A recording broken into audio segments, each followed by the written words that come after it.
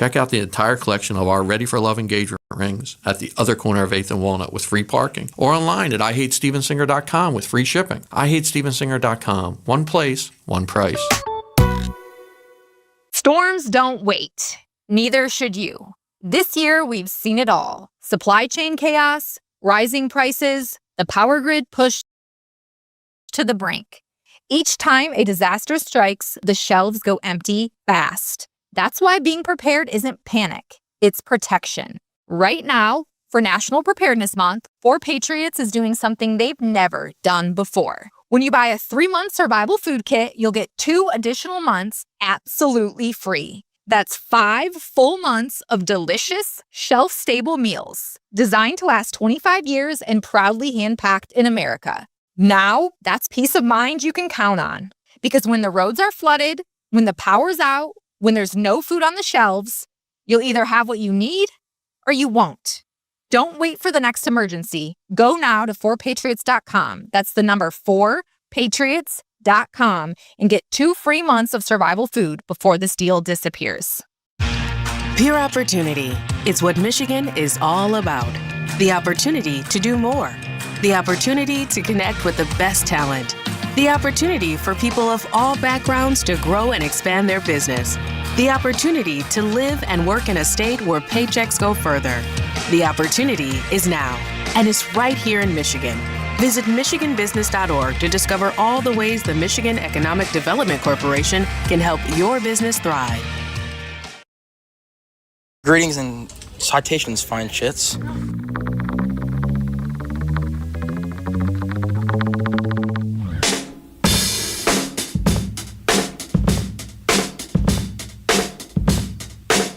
Welcome to Sam Roberts Show.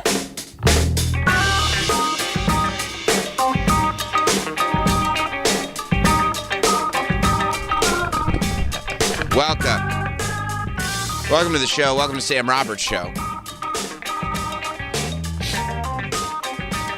We got any pets coming in today? Any animals? I was happy. I did get a couple of messages from people after Mr. Toots was in, walking around the studio with just the word cookie with a question mark. I mean, you know, we're following in the footsteps of the greats that have had cats on the radio. And so far, I mean, it feels 2 for 2. That was one of the greatest Run and Fest segments of all time. And I really only got positive feedback on the Mr. Toots segment yesterday. It's available on demand on the app. He was quiet, but you could hear him rubbing against the mic. As soon as the mics went off, he was chirpy. He was. If you look, we posted photos. I was holding him while he was wearing his vampire cape. I was holding him for a photo, but what people don't know, and this didn't come up on the air because he was walking, what people don't know is whenever you hold Mr. Toots for more than like 3 seconds, he starts going, meow, meow. He doesn't like to be held. You also held him like you had never held a cat before. Yeah, you held him the wrong way. You didn't know what the hell. I was trying to just scoop him. You gotta hold him like. Well, he's all. Under his legs. He's a particular type of cat too. Rascally. Yeah, he's a bit of a rascal. Look at that leg dangling. I mean, well, look at. Yeah, you gotta give him some support. He had plenty of support. That's like how my daughter held our cat the first day she got her when she was like 4. Well, I mean, I don't have cats either. It should be a natural thing. Like, oh, what, holding cats? No. How'd you hold a baby the first time? Not with the legs dangling. You'd hold like a doll. Yeah. You just hold it up by the armpits. So, you love unnaturally. Like, you don't know what to do with affection. What are you talking about? It's on my cat. I'm trying to take a picture with it. You don't know what to do with affection. I'm not trying to make out with Mr. Toots. I'm not asking you to. I'm just trying to hold up the cat. It does look like you're having fun, though. You're having a good time with Mr. Toots. Well, I mean, it's hard not to have a good time with Mr. Toots. He really does. He really does bring the mood up. And did you see, by the way, because I always like to... I always like to... make sure that the guests have a good time, and if they're maybe even communicate with them after the show. And so I did see that Mr. Toots had left a comment on the Instagram, and so I hit him back. That's cool, you. Just so you know, I said thanks for coming in. You were great. I'm sure you appreciated that. Okay, good. Good.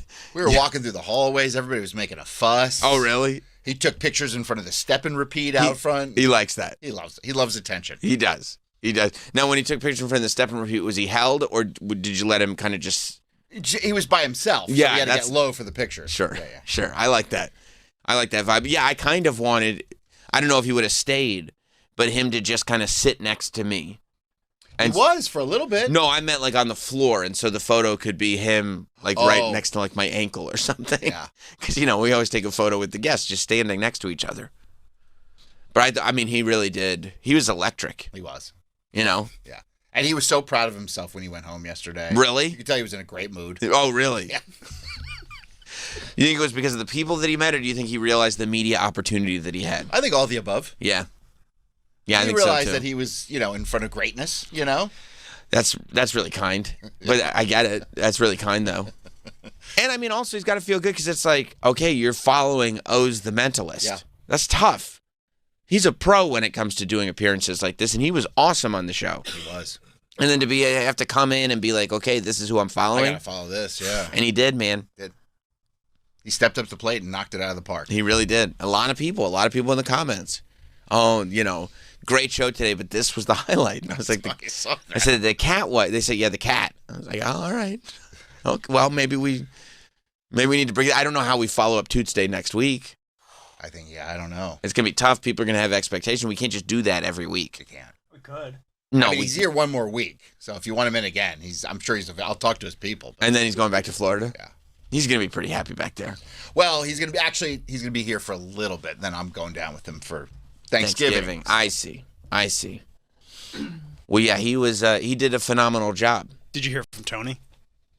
No, he wouldn't speak to me. Was he pissed? I'm assuming he's pissed. I could picture him being pissed. He's either pissed or busy. I think pissed. He didn't get the official invite to hang out with Toots. Yeah. Yeah. No, I think he was pissed at that. And that was my fault. I should have said, hey, I know sometimes when bigger guests come in, you'd like to be informed just in case you want to swing by. And he does sometimes. Every now and then, sure. And I think Toots would have been one of them. Yeah. It's a shame. But, it all worked out well. All's well that ends well, ultimately. So it was good. I saw this mayoral election in New York City. Somebody asked me who doesn't live in the city yesterday, like in the evening. They were like, hey, what's it like? Yeah, you go into the city to work every day. What's it like in the city right now? What's the vibe like? And I just looked at them like, huh? They were like, what's the vibe like? I go, what are you talking about? And they were like, right. I go, because Halloween? They go, no, with the election. I go, oh, I don't know. Like, I guess there's some people that are wound up, but I don't know any of them. I don't see it. But there are news stories about it every day. Because they're, trying to, I guess, who was it? David Patterson, the blind governor? Well, I mean, you could just say former governor. Well, I was either going to say the blind governor or the governor who did cocaine and cheated on his wife. Remember when he... No, I remember that. Remember when that was the most baller-ass thing I ever seen. This guy steps up to the plate before they try to run him down. He's like, hey, want to say I'm really happy about stepping up. I'm going to be the governor. Want you to know. And then he said he did cocaine and cheated on his wife. And he was like, and blind. So now that that's out of the bag, like, can we just get down to business? And everybody really, and kind of people were like, yeah, I guess. And you're going to be straightforward with it from the beginning. And I'm surprised nobody else has taken that strategy. Like, people don't do that still. And it worked for him. RFK did. RFK did do that. He's like, oh, I wrote on Epstein's plane. He did. And he was like, I don't know who else was there, and I didn't do anything. I didn't do nothing. Yeah. Yeah, he did.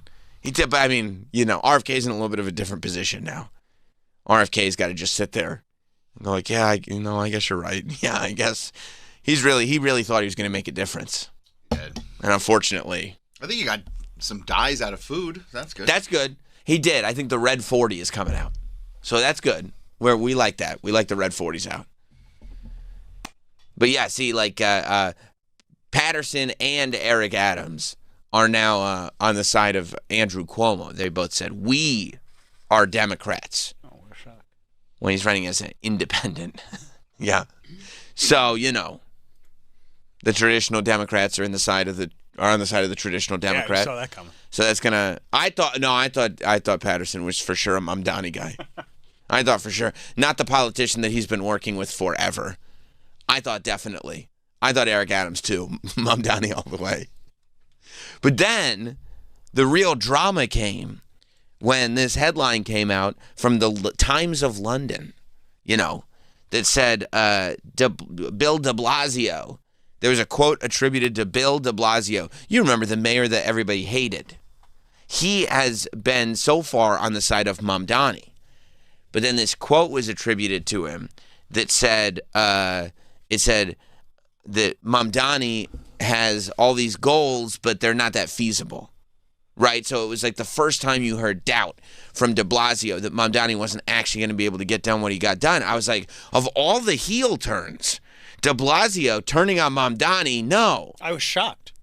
And then I looked, and Bill de Blasio posted an X. You got to keep up with all this stuff. I don't follow de Blasio on X anymore. You got to. He's a great follow. Once he stopped offering burgers. Right. It's like I got the burger, and there was no more opportunity for more burgers. So why am I following you? Yeah, am I going to get a burger with each booster? Because if so, you owe me a White Castle Crave case. But he said, to be 100% clear, this is what Bill de Blasio wrote, the story in the Times of London is entirely false and fabricated.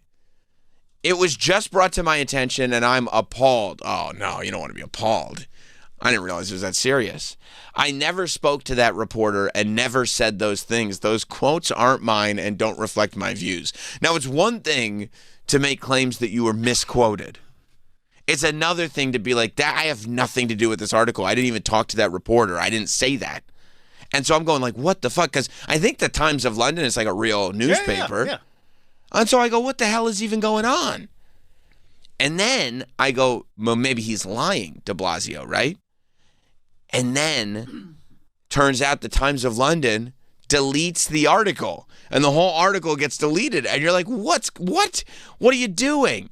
And then it says, de Blasio wrote that I demand the Times pull down this story immediately. It's just an absolute violation of journalistic ethics.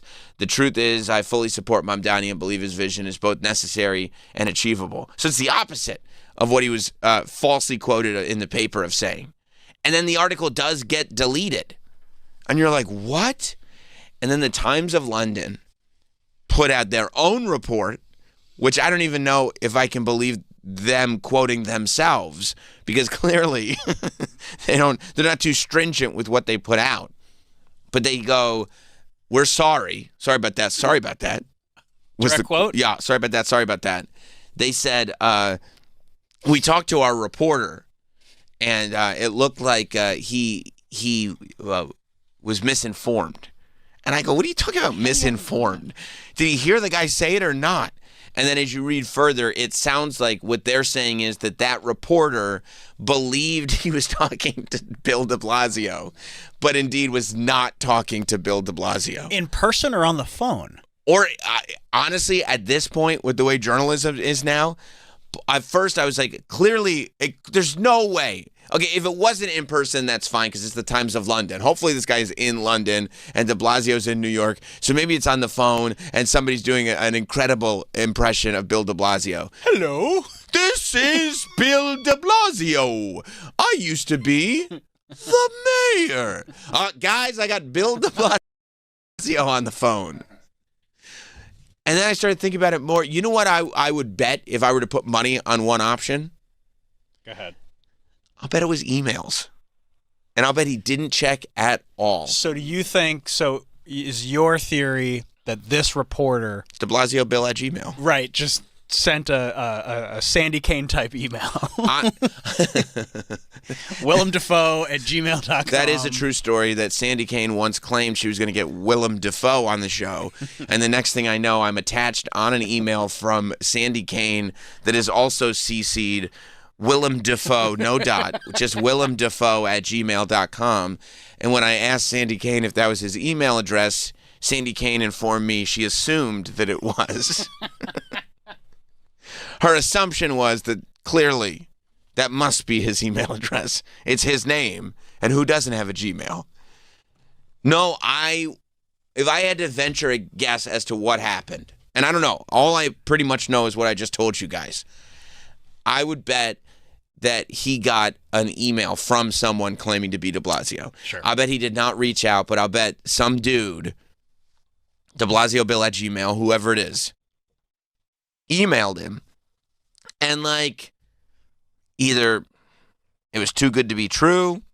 You know, I'd like to think that he just got carried away and is stupid, that he wasn't actually being nefarious about it and just going like, well, I'm just going to print it, because obviously that's going to come back to bite you when the guy who you're talking to goes, I've never met you before.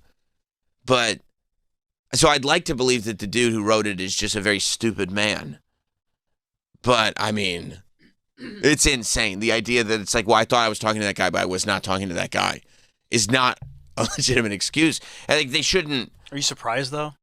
Unfortunately, like journalistic standards just don't exist. No, I guess I'm not surprised. I'm dismayed. Well, I have two schools of thought on this. I'm dismayed in the sense that we've lost the plot, but also thrilled in the sense that it's pretty funny. You see what I'm saying? Yeah. Like, it's pretty funny that, like, this is happening. But this is why people go like this. Well, these podcasters got to take on more responsibility. Why are podcasters, controlling the narrative? Because, nobody knows. You can't trust anybody. If the Times of London is literally having to put out a statement going, we thought we were talking to a guy, but that wasn't the guy, but the article was already printed. And by the way, we thought we were talking to a guy who was saying, I believe the exact opposite of what I've been saying publicly. And then it turned out it wasn't the guy. If somebody is telling you, I believe the exact opposite of what I've said publicly, you better double check that it's the guy. Like it's supposed to be, aren't you supposed to have 3 sources?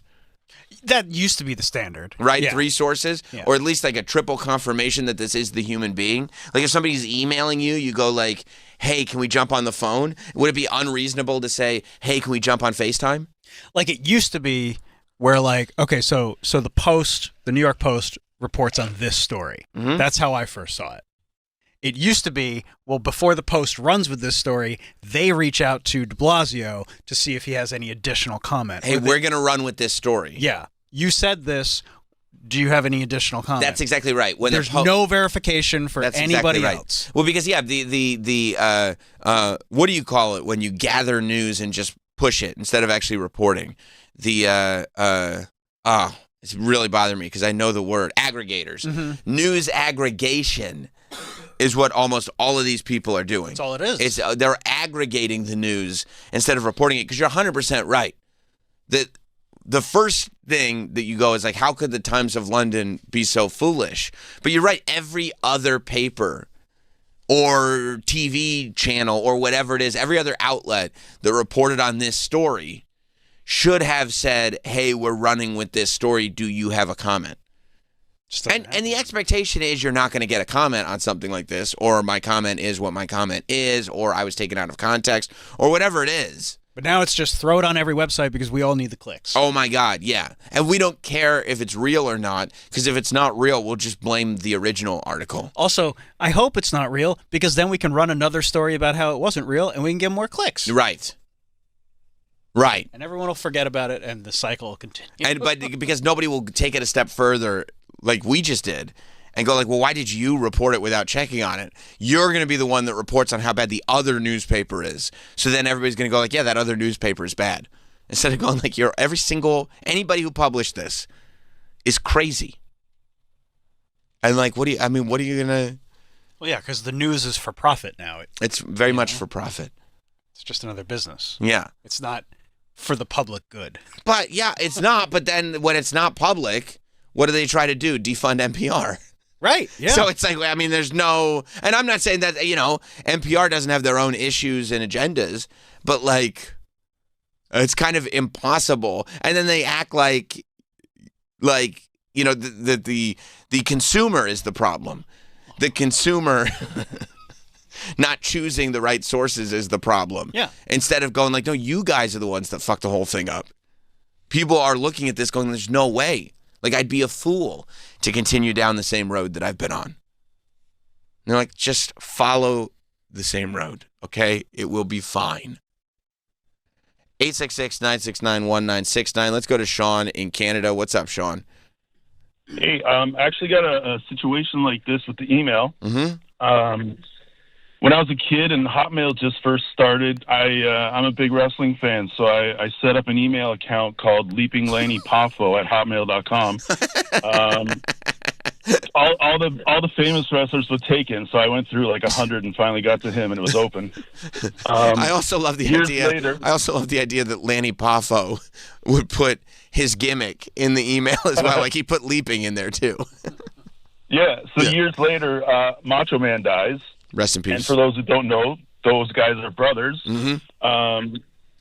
One of the big wrestling journalists just randomly sent me an email expressing condolences and trying to schedule me for their radio show. And so we emailed back and forth for a while, and I played along with it, and we set up a time for his to do an interview on his show. But when the time came and my phone started ringing from him, I kind of chickened out, and I didn't really have the heart to go through with it because I was a big Macho Man fan. Well, yeah, and also, you probably do you do a Lanny Poffo that you could get away with? Yeah, that's the thing too. Yeah, not at all. That's a hard voice to do. Yeah. Oh, thank you, Sean. It really is it really is fun. But that's why I think that this dude was just emailing back and forth with this fake email.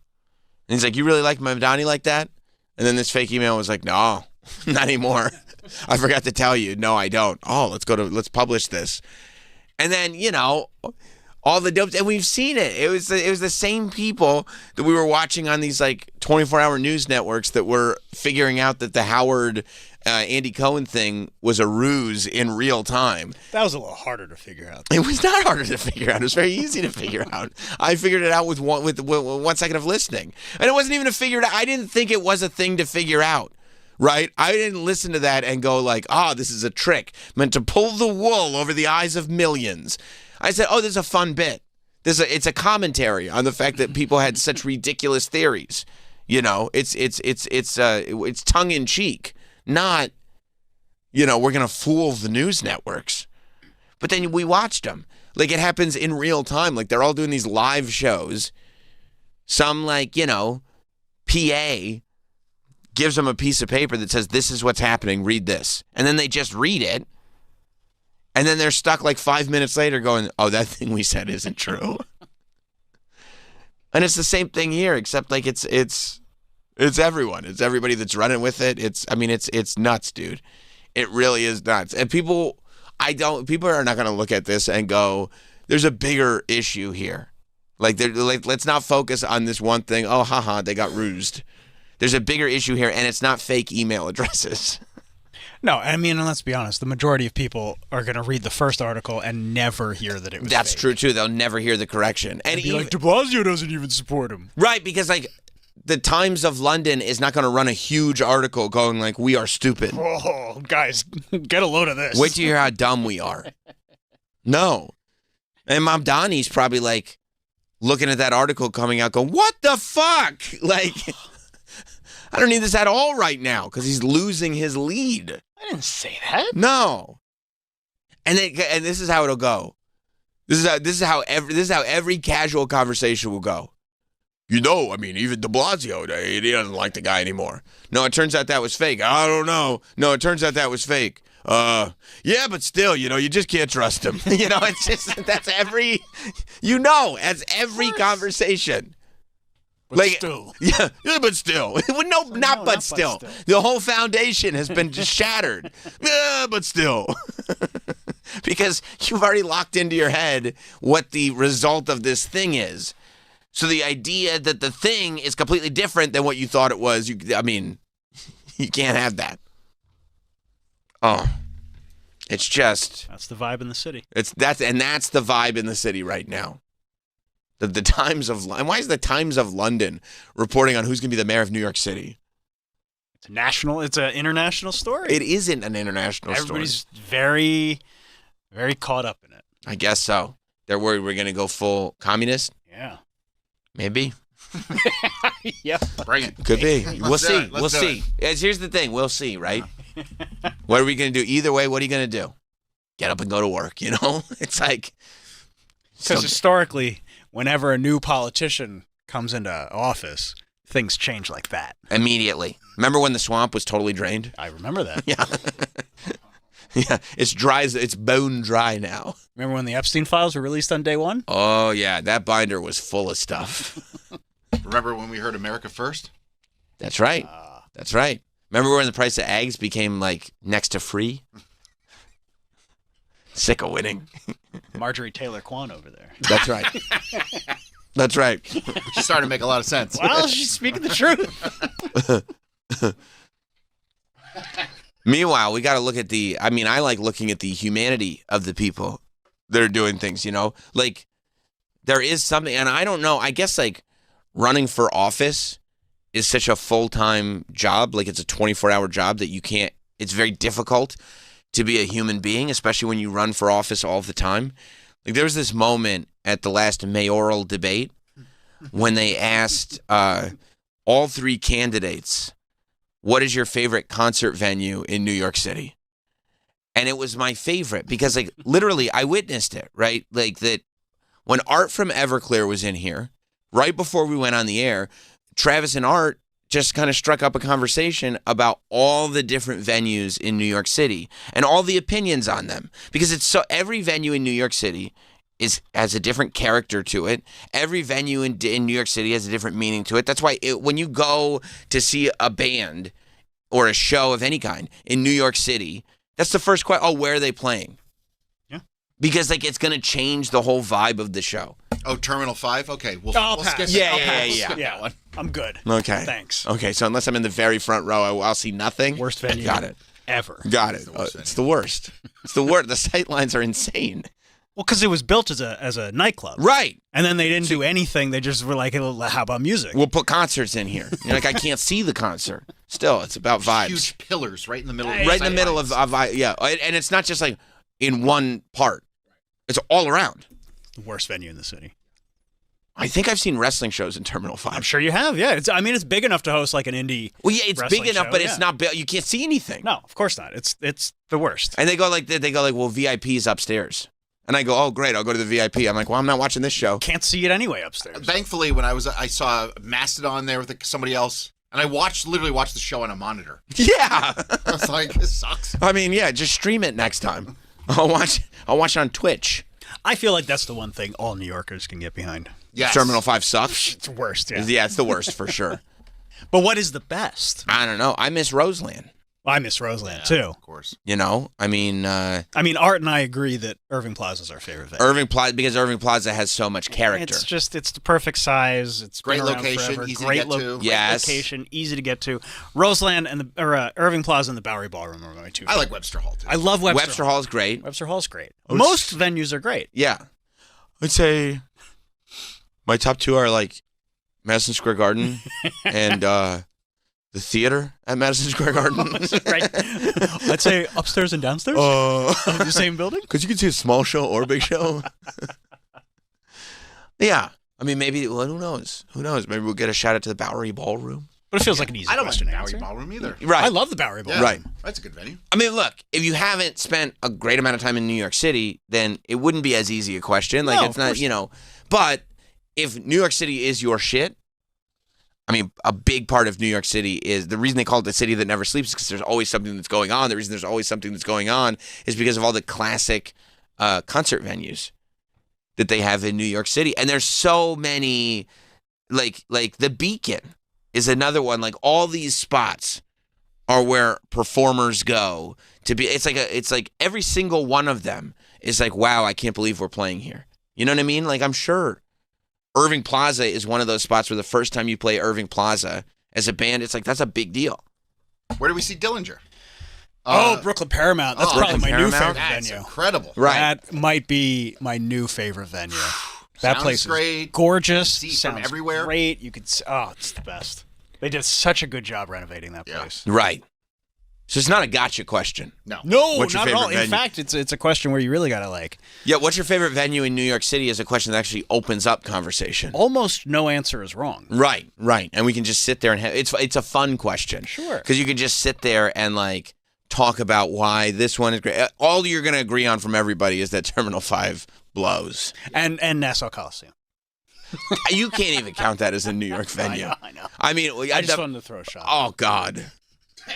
Going to Nassau Coliseum, it's like, I know what we'll do. We'll put an arena as far away from anything as possible, and we'll just have one door to get in.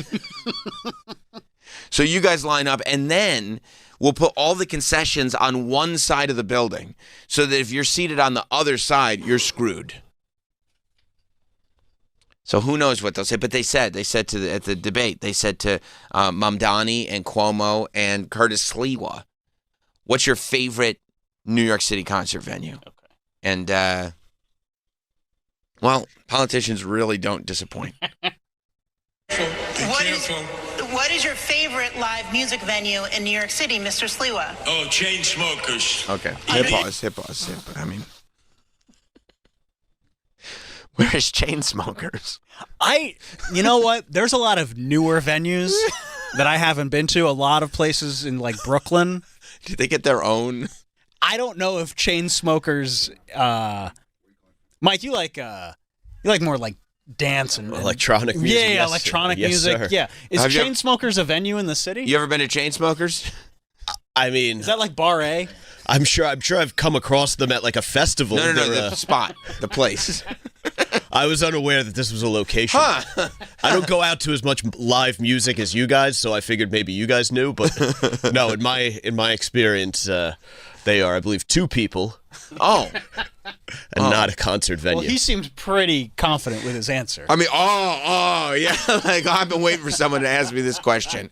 It's as boomer an answer as you could possibly give. Oh. In his defense, Chainsmokers are New York guys. That was not those the are, question. but those are they buildings or people? They're two guys. Humans. Human beings, yes. And when you put them together, do they form a building or just still? No. But they are from here. At least he didn't give They said venue, live music venue. Yeah. I mean, do you know what that word means? Venue? Mm-hmm. Yeah, I just listed a couple of them. Would you hope that the mayor of New York, who's in charge of the venues, knows what a... I would. Do you know the difference? Do you, Troy, know the difference between a musical act and a venue? I do. Okay. And I wouldn't doubt that. Who's opening for us? Bowery Ballroom? Nope, that would be a venue. Oh, okay. I always get those two things confused. Okay, go back a little bit because they kind of help out the old man a little bit. Music venue in New York City, Mr. Sliwa. Oh, Chainsmokers. EDM. Under the Cape Bridge, I presume. That's right, the Kosciuszko Bridge. Mr. Mondani. Forest Hill Stadium. Mr. Cuomo. Under the Kosciuszko Bridge. Come on, wait, pause. What are you doing? What the hell is this? I mean, are they all on Tylenol? What the hell is going on? She tries to help out Sliwa because Chainsmokers did play Under the K Bridge a couple months ago. Okay, so sure. she probably knew that and was like, "Oh, you saw them at Under the K Bridge." Right. And then he went, "Yes, Kosciuszko Bridge." And then like he's trying to get credit for knowing what the K stands for. Right. Which I don't think is in the spirit of the question. And then Donnie just said, "Okay, Forest Hill Stadium, okay?" That's a fine answer. I've been there many times. It's fine. I mean, it's not an okay answer. It's not a cool answer. It's definitely not a cool answer. I don't think he's been to cool. No, it's a cool answer. That's a cool place to play. I guess. That's like you're not ready for the Garden yet, but you're way too big for any other venue. It's mainstreamy. That's all. It's outside. Sure. It's outside. It's outside. Yeah. The seating kind of sucks, right? The seating does suck. I'll only go there if it's GA or if I can get seats like they have padded seats like in the middle, and then the rest is just not benches. What's the word I'm looking for? Bleachers. Bleachers, and I won't. Yeah, sit there. I mean, listen. But it's a fine venue. It's okay. The residents hate it. Compared to the rest of the people on that stage, he's Philip Seymour Hoffman in Almost Famous. It's an A+ answer. Yeah, I mean, he's the editor of Cream Magazine. He's throwing the kid out of his store for not naming the right bands. He's Jack Black in High Fidelity. Like with the other people on that stage, yeah, he's a music snob. Chainsmokers. Chain smokers. EDM. You know. Also, I mean, is it an appropriate answer to say my favorite music venue in New York City is under the Kosciuszko Bridge? I mean, Under the K Bridge is a venue. Yeah. It's newer. It's only been around for a few years. You know, it's kind of a... That's where they had the CBGB festival last month with Jack White, Iggy Pop, and right. and a bunch of other It people. would have given a little credibility if he said that. I was just there at the CBG. Oh, yeah. Under Right. the K Bridge. Under the K Bridge. You would never I'll tell say you under what. the Kosciuszko Bridge. Yeah. Kosciuszko Bridge! Well, he didn't say. He got excited because he knew which bridge started with a K. It was like somebody turned his brain on. Can you go back to where Curtis Lewa shouts Kosciuszko Bridge? I mean, he doesn't like music. He's been a guardian angel for a long time. But it's it's literally it's an outdoor venue under the bridge.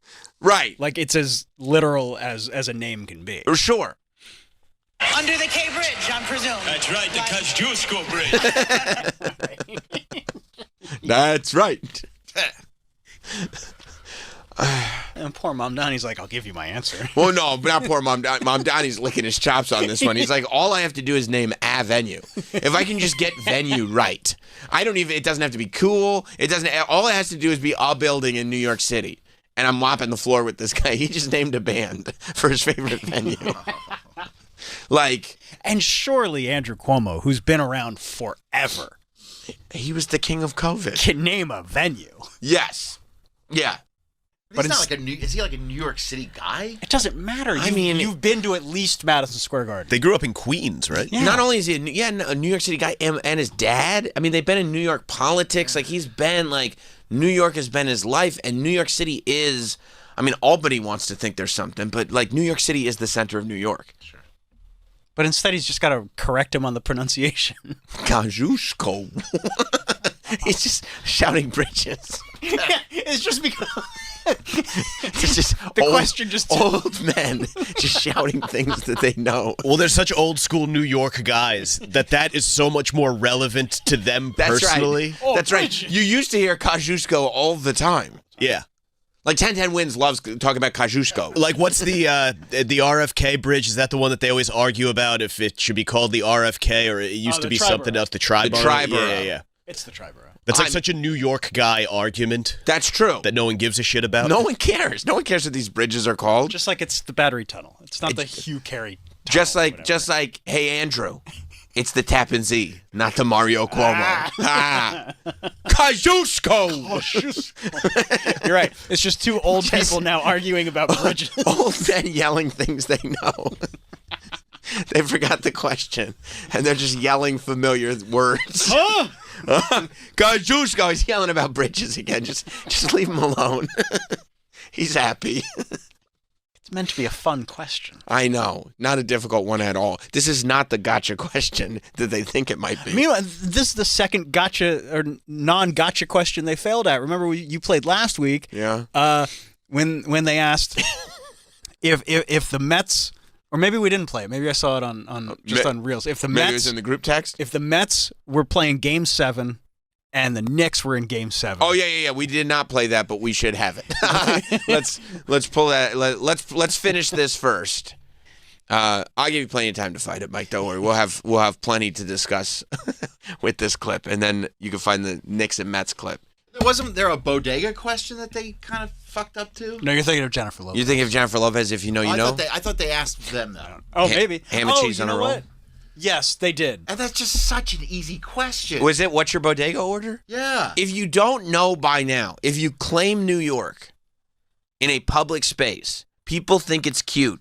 You have to have, even if you're a fraud, which a lot of people are, you have to have a bodega order in your back pocket because it's going to be asked.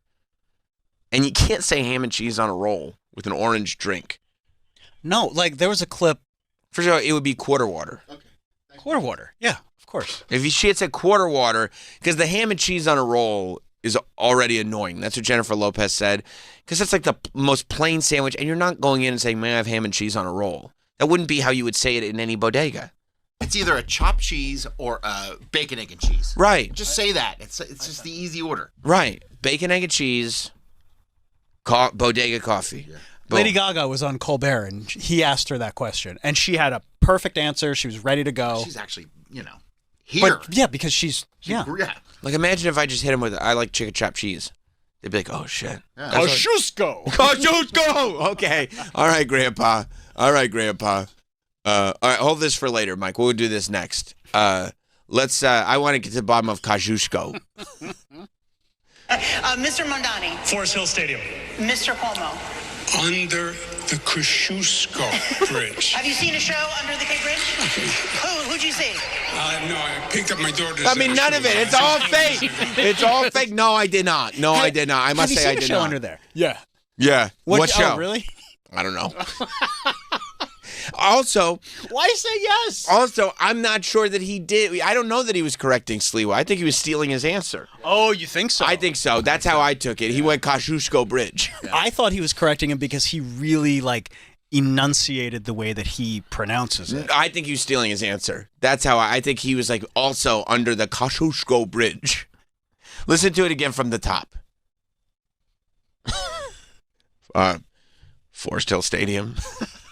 Forest Hill Stadium. Mr. Cuomo. Under the Kosciuszko Bridge. Have you seen a show Under the Cape Bridge? Who'd you see? No, I picked up my daughter's at a show there. That's as close as I got. No, you didn't. No, you See, did because not. he says under the Kosciuszko Bridge, and Sliwa said it differently. I think he might have been both then. I think he might have been. You're probably right. He was correcting him, but also stealing his answer because he didn't have one. No. No, because she goes, did you see a show there? He goes, yes. And he didn't pick up his daughters from there. No, he did not. It's bullshit. Yeah. No, he did not. So stupid. It really You is think he's insane. really waiting in the parking lot? No. I'll be here.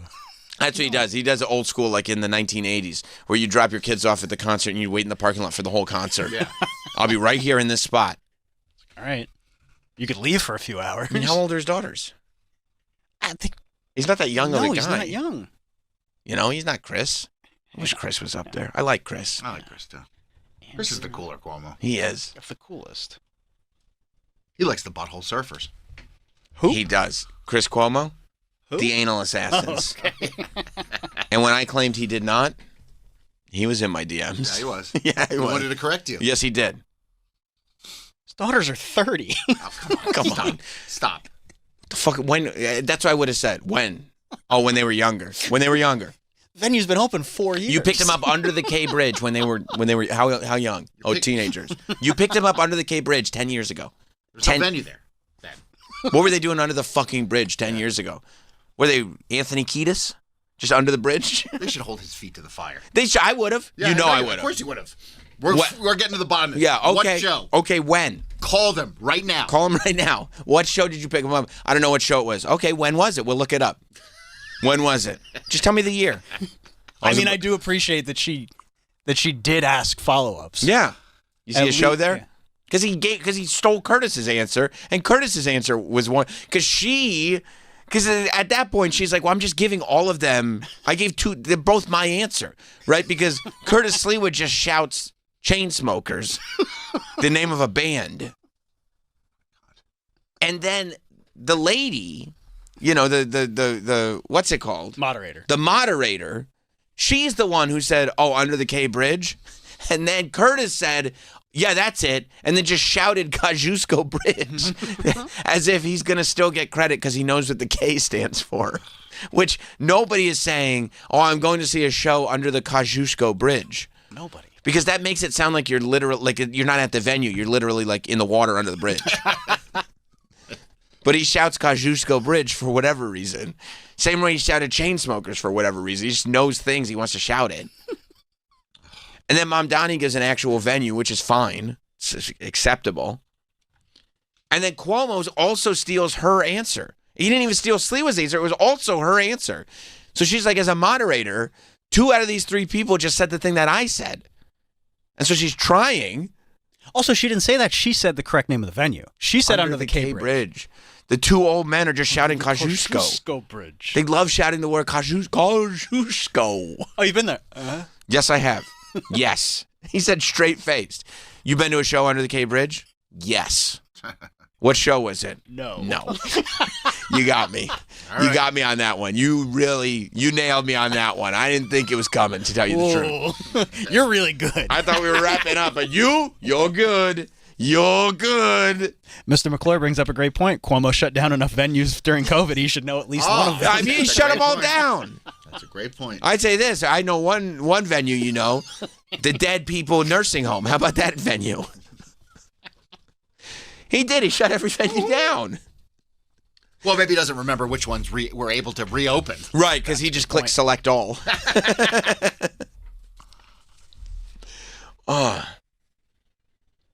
Yeah, and then at the same time they're trying to these are trying to be like New York answers. New Yorkers are very opinionated. And the thing that should make New York politics different is on these trivial matters, because the people running are New Yorkers, they should have a strong opinion on trivial matters. That's the thing about New Yorkers. We have very strong opinions on very trivial matters. That matter to New Yorkers. Concert venues, teams. We have so many teams. We have an embarrassment of riches. We have so many teams. Sometimes we have to just be like, go play in New Jersey. Right. We'll still call you New York. You can still call New York. We just don't have any space for you because of all the teams. 2 to 3 teams per sport.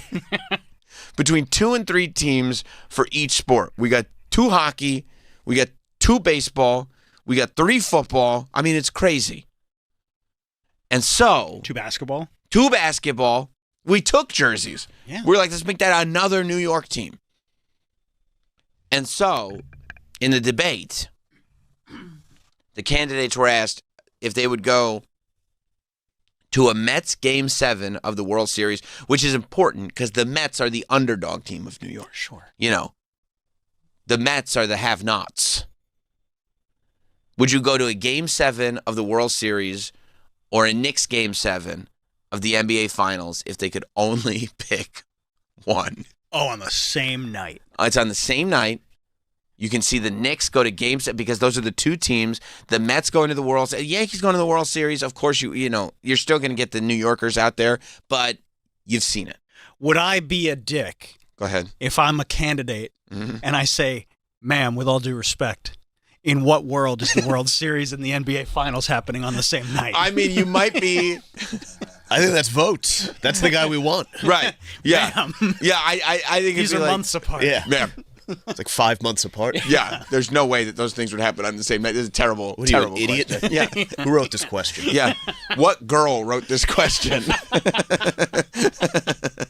Ma'am, this is the dumbest thing I've ever heard. Lean Miss, in my ass. You've done a great job tonight, but you're coming across like a real chick here. Yeah. Hey, did the sewing circle think of this question? Yeah. I don't know. Maybe you make us dessert while we discuss sports up here. Like, this isn't even like a what if that you talk about with your friends because it can't happen. No, if I brought this up in the room, you guys would look at me. You know what you'd do? And this is the word. You'd take away my man card. Yoink. No, if a dude said this, bro, if you could only go to one, the Mets Game 7 of the World Series or the Knicks Game 7 of the NBA Finals, which would you pick? I'd be like, why? Because I only have money for one and I've got to save? No, same night. You could only go to one. You could. I would love someone to call Francesa with that question. I know. Why would you only have to go to one? They're 5 months apart.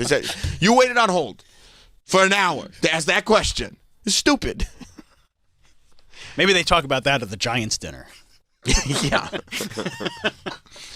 So here's how the candidates replied. In a dream scenario, we know it's not possible, but the Mets are playing Game 7 of the World Series. This is a dream, by the way. Here, pause for a second. In a dream. But still, first of all, who would dream that? Who would have that dream? Oh, imagine if the Mets and the Knicks both got to the championship finally, and it happened at the exact same time. You'd be ostracized for asking that question because it's not possible. It's a dream scenario, though. By the way, real quick before we play this, this has happened. No. Sliwa there's video. He was at the Chainsmokers at Under the Cape Ridge, so that's why he answered that question so quickly because he was hoping people knew. When's the last time you went to a concert venue? Right. Chainsmokers, I was there. This is great. That's why I was so excited about it, too. It's still an old man, inappropriate answer to the question, but it at least puts some kind of... I sent it to the show account on Instagram, but he's there. It is at least, yeah. There he is, the people's mayor. Hey. You can tell it's me because I got my beret. It's the Chainsmokers. By the way, he's got to keep that beret on because he looks so weird without one. It's terrible without the beret. Like, I understand you're trying to... Honey, you know what's over us? The Kosciuszko. Well, now, these candidates who are indeed the best of us, otherwise they wouldn't be up there, they are going to ask if they'd rather go to a Mets Game 7 of the World Series or a Knicks Game 7 of the NBA Finals. In a dream scenario, we know it's not possible, but the Mets are playing Game 7 of the World Series on the same night as the Knicks are playing Game 7 of the NBA Championship, and you can only go to one. Which one will it be, Mr. Sliwa? Again, which baseball team? This is the Mets, Game 7, Knicks Game 7. Are you talking? I'm not going to the... Could you tell me? Yeah, I heard Knickerbockers. Open your ears. Did you say the Metropolitans or the Yankees? This question happened 10 seconds. Which baseball team? Well, it's only two, and it was monosyllabic. So I'm gonna let you guess which team. Also, you say Mets or yeah. Also, the way the question is phrased, I mean, you understand what's like going to a Mets World Series and a Yankees World Series are two completely different scenarios. Is that fair to say? Absolutely. Yes. And the Knicks getting to the championship would be more similar to the Mets getting to the championship. Oh, for sure. Right. It's been a while. That's the whole point. Okay, go back a little bit. Which team are we talking here? Now, did you say baseball? That's the one with the ball. Again, which baseball team? This is the Mets, Game 7, Knicks, Game 7. I'm not going to the Mets game. I'm a Yankee fan. True baseball fans either like one or the other. I'm going to the Knicks game. That's my team. Okay, hip hop. That's a good answer. Perfect answer. That's a good answer. It shows some balls. I love the honesty. And that's what I mean about New Yorkers having specific, direct opinions on trivial matters. Giuliani, Yankees. Always went to the Yankees. Right. Bloomberg, Red Sox fan, went to all the games, wore hats for all the teams. Well, he likes them all. Didn't commit. He's like Rob Lowe in the NFL hat. He just likes the game. But it pisses people off. Of course it does, because it makes you think that you don't have loyalty in life. Yes. You know? There's no wrong answer here. Well, there's no wrong answer. I think there's a way to answer the question incorrectly, actually. I think you might be wrong. Let's go to... You think we're just playing this clip because we want to hear all the great right answers from all the candidates? Yeah, like, everybody... I just want to know where they stand. Because so far, 1 for 1, Curtis. Curtis, that was a great answer from Curtis Sliwa. Cuomo? I'm going to go half and half. I can make it back and forth. All right. You fuck. You Fred Flintstone fuck. Half and half. You politician. What a shithead. Don't you stand for anything? You know, and I created this quote. People who won't stand for anything will fall for anything. That was you. Yeah. You came up with that. I came up with that. You got to put that on a bumper sticker. I was thinking about it. Man. I mean, just awful. I make it half and half. I have my Mets hat on, my Knicks hat on. I'll go in between. How are you going to get in between Queens and Manhattan that quickly? I don't want to offend anyone. I mean, you're going to go from Shea to Madison Square Garden? And he would have a little more credit if he said Shea, by the way. I think if he said Shea Stadium, people would like that. How are you going to get between Shea Stadium and Madison Square Garden? Just pick one, man. They're two separate they're not close at all. No. City traffic in between. It'd be terrible. You could take the 7 line. Back and forth the whole time? And take the LIRR. Yeah. From City Field straight to Penn. That's a good point. Walk upstairs. Go right upstairs. And that's what you would do. That's the way. Hang on. I'm going to go back and forth for a while. Just such a politician's answer. It really is a politician's answer. Half and half. Everyone's happy. It's just it's actually no one's happy. No one's happy. 0 people are happy with that. Let's hear it. All right, Mr. Ramdani? This is what New Yorkers are sick of. Just pick a team. What's Come your on. answer? I'd be there for the Knicks. Okay. Well, Great. By the way, thank you. Poor Mets. No votes. They got half a vote. That's a bummer. They didn't get any votes at all. Yeah, we're good. You're okay with that? Yeah, we don't need any of them. Yeah. Always the bridesmaid. You know what? That's part of what makes the Mets the Mets. You really don't need them. Yeah, the bridesmaid has more fun anyway. She's not throwing her life away with some douchebag. That's right. That's 100% right. You got Jerry Seinfeld. You're fine. Yeah. Yes. We got Keith. You got Gary, Keith Hernandez, Yeah. Gary, Ron Darling. They already have the greatest announcing team. Bill Maher. The Bill Maher. Let's stop. The Mets do come out on top. The only winner here is the Mets out of those three. I do both. Let's go to both. Idiot. Let's go to Dan on Long Island. What's up, Dan? Morning, boys. As long as we're living in a dream world scenario, like in a world that Mike Francesa's still alive, or any of these other I believe he's things, still with us. I believe he's still with us. I'm not sure about that. Okay. But so my opinion is you have to take the Knicks in the hope that Jimmy Dolan's band plays at halftime or maybe a That's a good call. pregame show. You really miss this. And Mamdani's a Queens guy, allegedly, and he's not going to go to the Mets game? That's tough. You know what? That is actually, thank you, Dan. That's tough. To be a Queens guy and pick the Knicks over the Mets is a little tough. Maybe he doesn't like baseball. The youth is not big into baseball. They got to figure out how to get, Yeah, maybe not have like 189 games every year that are all incredibly boring. They're not boring. Some of them go on for almost 7 hours. I remember from the day before. And poor Shohei. It exhausted him, obviously. He was super tired. He was very They tired. lost last night. I know they did. I turned it on like halfway through or something and looked at that score. I was like, okay, I got it. We're not doing a marathon game. Eric on Long Island. What's up, Eric? Yeah, I saw Alexis on Fire at Terminal 5, and it was awful, and that was like 4 years ago. But we also saw A Day to Remember, and I think that was at Irving Plaza, and that was pretty awesome. I liked it because you had the seats that were higher up. You could see the entire stage. See these answers we get? Thank you, Eric. Thank you. You know what you're talking about. I forgot the A. Erica. That's my fault. I thought it was a young boy. His balls didn't drop She's yet. the one that hollers at I know, she hollers at Oh, Erica, I wouldn't. Why Sorry, would Erica. you're trying to fuck up my No, game? no, I You're wouldn't- jealous. I think that- I would never You're do that. yeah, he's jealous. Yeah, I would He's never do jealous. that. That was my Erica, I didn't mean to hang up on you. If you're gonna holler, Erica, call back and holler if you want. I don't know. I don't have my rasp. She really likes it when I've exhausted my voice. Corey in Rockland. Hey, Sam. So, Sam, in a dream scenario, would you go to the Royal Rumble or would you go to WrestleMania if it was on the same day? If WrestleMania's only one day or the Rumble's 2 days? First of all, it makes no sense. No, dream Because scenario. This is not a dream scenario.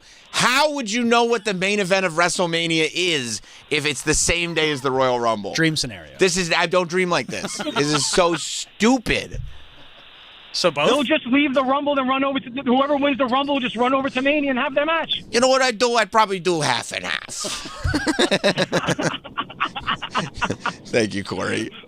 Just non-committal. That's not, and it's infuriating because it's even in conversation, it's the not fun way to tackle the question. When you have it, like when you're just hanging out, he is that guy. When you're just hanging out, going, "What would you rather?" I'd rather do maybe a little of both. It's like, well, that's not the point of the game. He doesn't seem like a fun guy. He really doesn't, especially now because he's probably like pretty pissed about the way things have gone. Yeah, he was expecting something else. And he knows, like, you know who's a fun guy? Yeah, I do. Chris. My brother. Yeah. Everybody knows that. Everybody knows that. Yeah.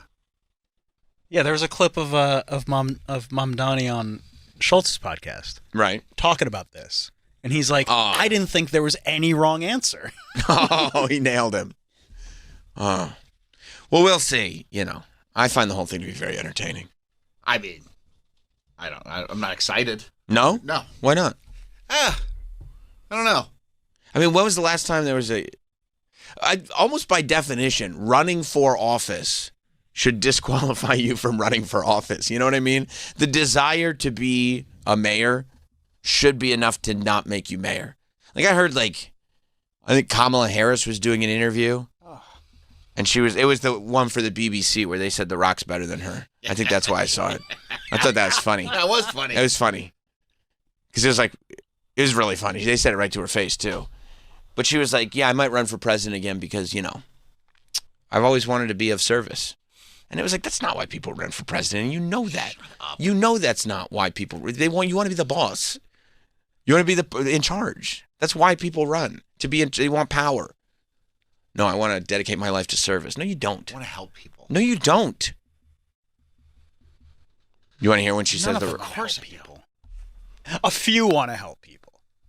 Right, but you could pick, number one, you can pick up on it quickly, and number two, you know who wants to help people? Go ahead. Poor Bernie. Yeah. Bernie Sanders wants to do the right thing. I really think that's the only person I can think of. He's the last one. He is. That's it. He is. Oh, we have a guy in office who's literally trying to make the country great again. That's pretty good, right? I didn't think about him. Him too. Trump Which and Bernie. country? Trump and America. Other countries. Trump right there and on the Bernie. hat. Yeah. Yeah. I did see that they were, they're talking about the ceasefire in Israel and Gaza, and that it's already kind of falling apart. And Trump said that what's the terrorist organization? Hamas. Yeah. Oh, I thought you were going to say the Yankees. He said if they act good, then good things will happen. Cookies? But if they act bad, he said they'll end their lives. Okay. I mean, that's So- pretty direct. Okay, so it's like, okay. Was that the direct quote? It was something very similar to Good that. things will happen. Yes. So. And what kind of good things? I wonder if he's. Like we won't kill you. Oh, yeah. Okay, so there you go. So we've got that kind of solved. Oh, good. So don't worry about that if you were worried about that. We will kill you. Poor Kamala Harris was doing this interview for her book. Like Michael Scott. Yeah, we'll kill you. You should do it. Because if you do, then it'll be good. But if it's bad, we'll kill you. Burn Ithaca to the ground. That's right. Kamala's out there trying to sell her book about, how she got screwed over. Who's going to read that? I've never met anybody that's read that book. But she was in the UK trying to do it, so she did the BBC. And they really, they snuck in. I like it when they do this. They snuck in an insult and phrased it as if it was a legitimate question. But it was not a legitimate question. It was just an insult. But it was the type of insult where I was like, hell yeah. Stories of your baby nieces, Amara and Leela. When are they going to see a woman in charge in the White House? In their lifetime, for sure. Could it be you? Possibly. Have you made a decision yet? Okay, hit pause. I know this from O's the Mentalist. I know what she's doing. I know what this interviewer's doing. What's she doing? The interviewer is clearly, and you can go right back to the beginning. Once I go back to the beginning. The interviewer is leading Kamala Harris into saying, I might run for president again. Once I tell you this, you will listen and you will clearly hear that all these questions are leading Kamala to say that at least I may run for president again, because she's got the stat that she wants to nail her with. She wants to use her line about The Rock, so she's going to lead Kamala into saying, yes, I may run for president again. She's got that one in the chamber. 1,010%. I mean, you can hear it because the way she starts with the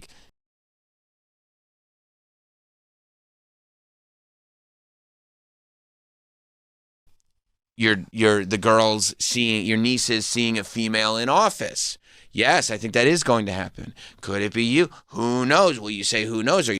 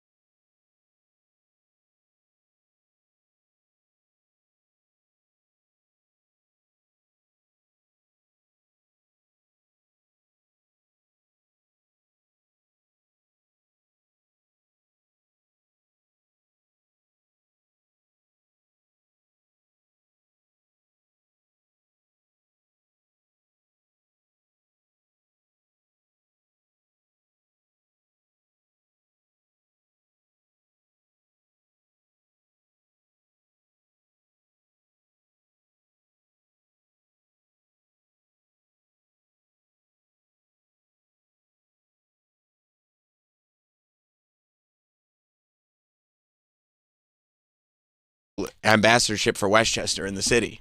And I think DJ would be okay with I it. think he would too. Yeah. So you would go to the UN as the ambassador to Westchester. Ambassador Roberts representing Westchester. Everyone would be like, what is he? You mean the place like an hour away? Yeah, no, it's actually a lot closer than you think. You really can get there. I mean, Pelham's 25 minutes. It's right next to the Bronx. But you'd think you were in a different world. Yeah. Isn't that place, that's like an hour upstate, right? No, actually, that's my first part of my speech. Common misconception. It's a lot closer than you may realize. If I could play for you the song 35 Minutes to Broadway. Let's go to Mike in Florida. What's up, Mike? Hey, what's going on, Sam and Brand? How are you? This must be. How did you know that it was my birthday today? That you're sitting here shitting all over Kamala? You like that? This is just the sweetest. This is really nice of you. Like just getting a little birthday shout out from Sammy Liberal Muffins. Well, if it makes it better, I'm also shitting on Republicans like Cuomo. Well, yeah. Wait. No, hold on. Wait a second. Wait a minute. Oh, darn it. Well, happy. Well, I keep mean, it up, listen. because you know. Listen, What's when people put themselves, when people put themselves in positions like this, you know, you have to tease. You have to. I agree, Sam. I agree. But I'm just going to take it as a birthday present. You How should. about that? You should. Happy birthday, Mike. Thank you. Let's go back to Erica on Long Island. What's up, Erica? Yeah, I was just calling back. Sorry, Erica. I thought you were a young boy named Eric. No, it's okay. But I did notice Travis's sick voice from a few weeks back, and it was okay. Oh, it was an okay voice, not the gravel, but... Oh, yeah. Okay, Erica. You like the gravel, though.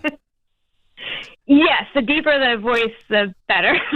She really does notice Nice. Nice. You know what she was about to say. I do. You know what she was I was about trying to say. I was trying to be nice about it. Yeah. Look at you. Yeah, you're in. It's the morning. You're in polite company. Don't hurt the snakes. That's all. Have a good day, guys. Thank you, Erica. She really does catch that. Oh, yeah. Because I was a little under the weather a few weeks ago. Oh. Mike's sounding a little nasally today. I wonder if Erica's all hot and bothered by it. Oh, her ears Probably. are perking up. But even on a regular day, you got a strong baritone. Yeah, this is a panty-soaking timber. That's right. That's right. Well, you inherited that from your father. A panty-soaking timber. I'm John Montone. Oh, whatever landed me on this earthly realm, I guess I have to be thankful. That's right. That's 100% right. He's got a little sick voice there. Oh, yeah. You're not feeling good over there, huh?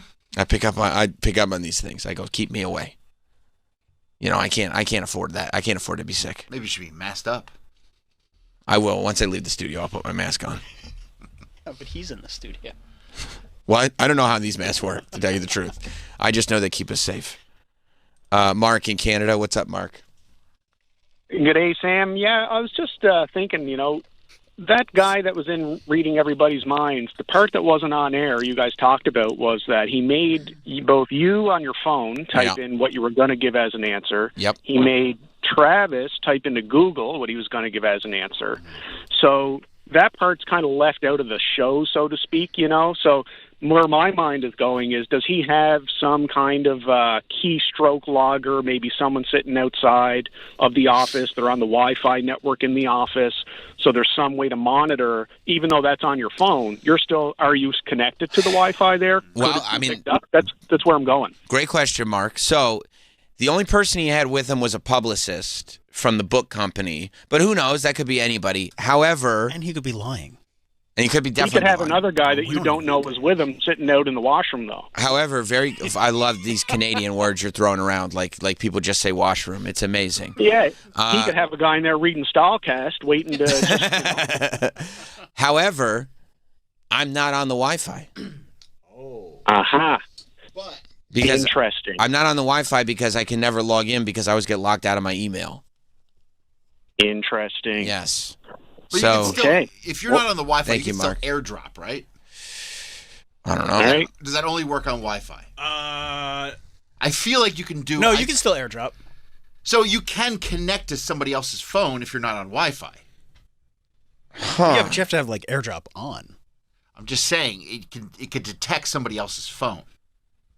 Yeah, if there was like weird hacker software to do it. Yeah. Let me see. Yeah, but my AirDrop's on but contacts only, but... Yeah, mine's contacts only as well. Yeah, I don't know. And also, like, it's weird, and I was excited to have Oz the Mentalist in yesterday. One of the reasons was that I think that with a lot of the bigger shows that he does, no offense to us, there is a lot of research. Like, I think before he goes on Howard, Rogan, before he visits these NFL teams, he does a lot of research. But I do not think, and maybe I'm too humble, but if he was here, what was he here yesterday doing? Us, Morning Mashup, maybe one other show? I think he did the DA show. Right. There's no way he's looking DA's up. a cool guy. Love DA. Yeah. I mean, I don't know him, but I love him. But there's no way he's looking up, I don't think he's looking up shows that if he's doing that car wash thing, I don't think he's looking up the shows like he's looking up for bigger shows. And I don't think he's looking up me. Exactly right. No, I don't think he is either. And if he did, there'd be nothing there. So good luck with that. Yeah. But certainly not like, yeah, I don't know. I see what I'm saying? Yeah. thought about it all day yesterday. Yeah. But that is the only parallel that I drew, was that he did hold both of our phones for a split second. Split second, yeah. Rob in PA. What's up, Rob? Hey, how you doing, guys?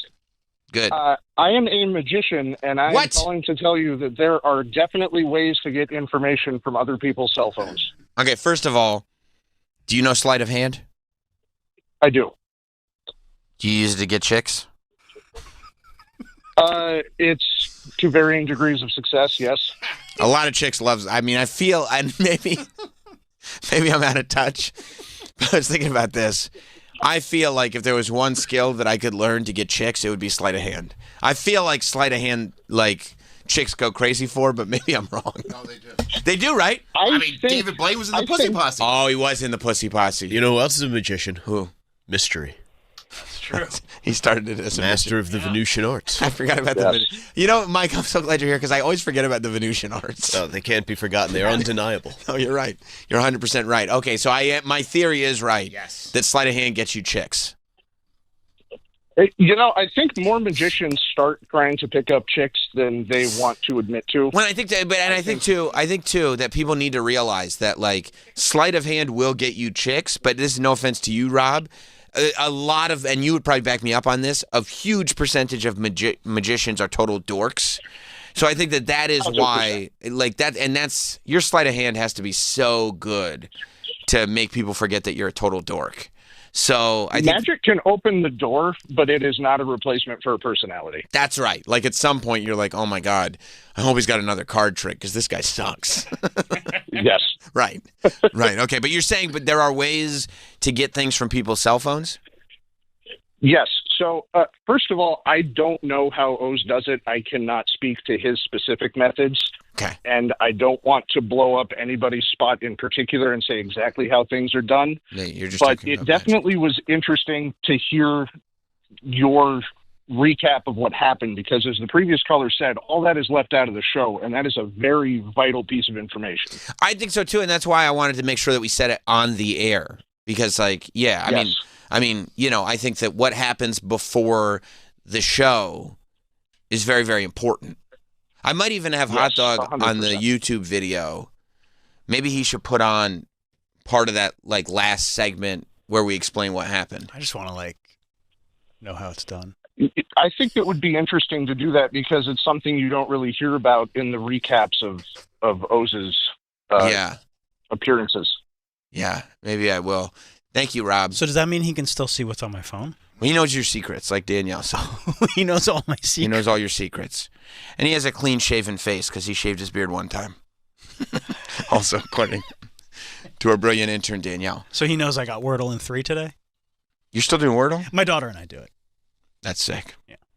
I still do Candy Crush, so I'm not hating. I'm just wondering. That's fine. You know? I got it in 3. I'm on a very high level of Candy Crush. Are you?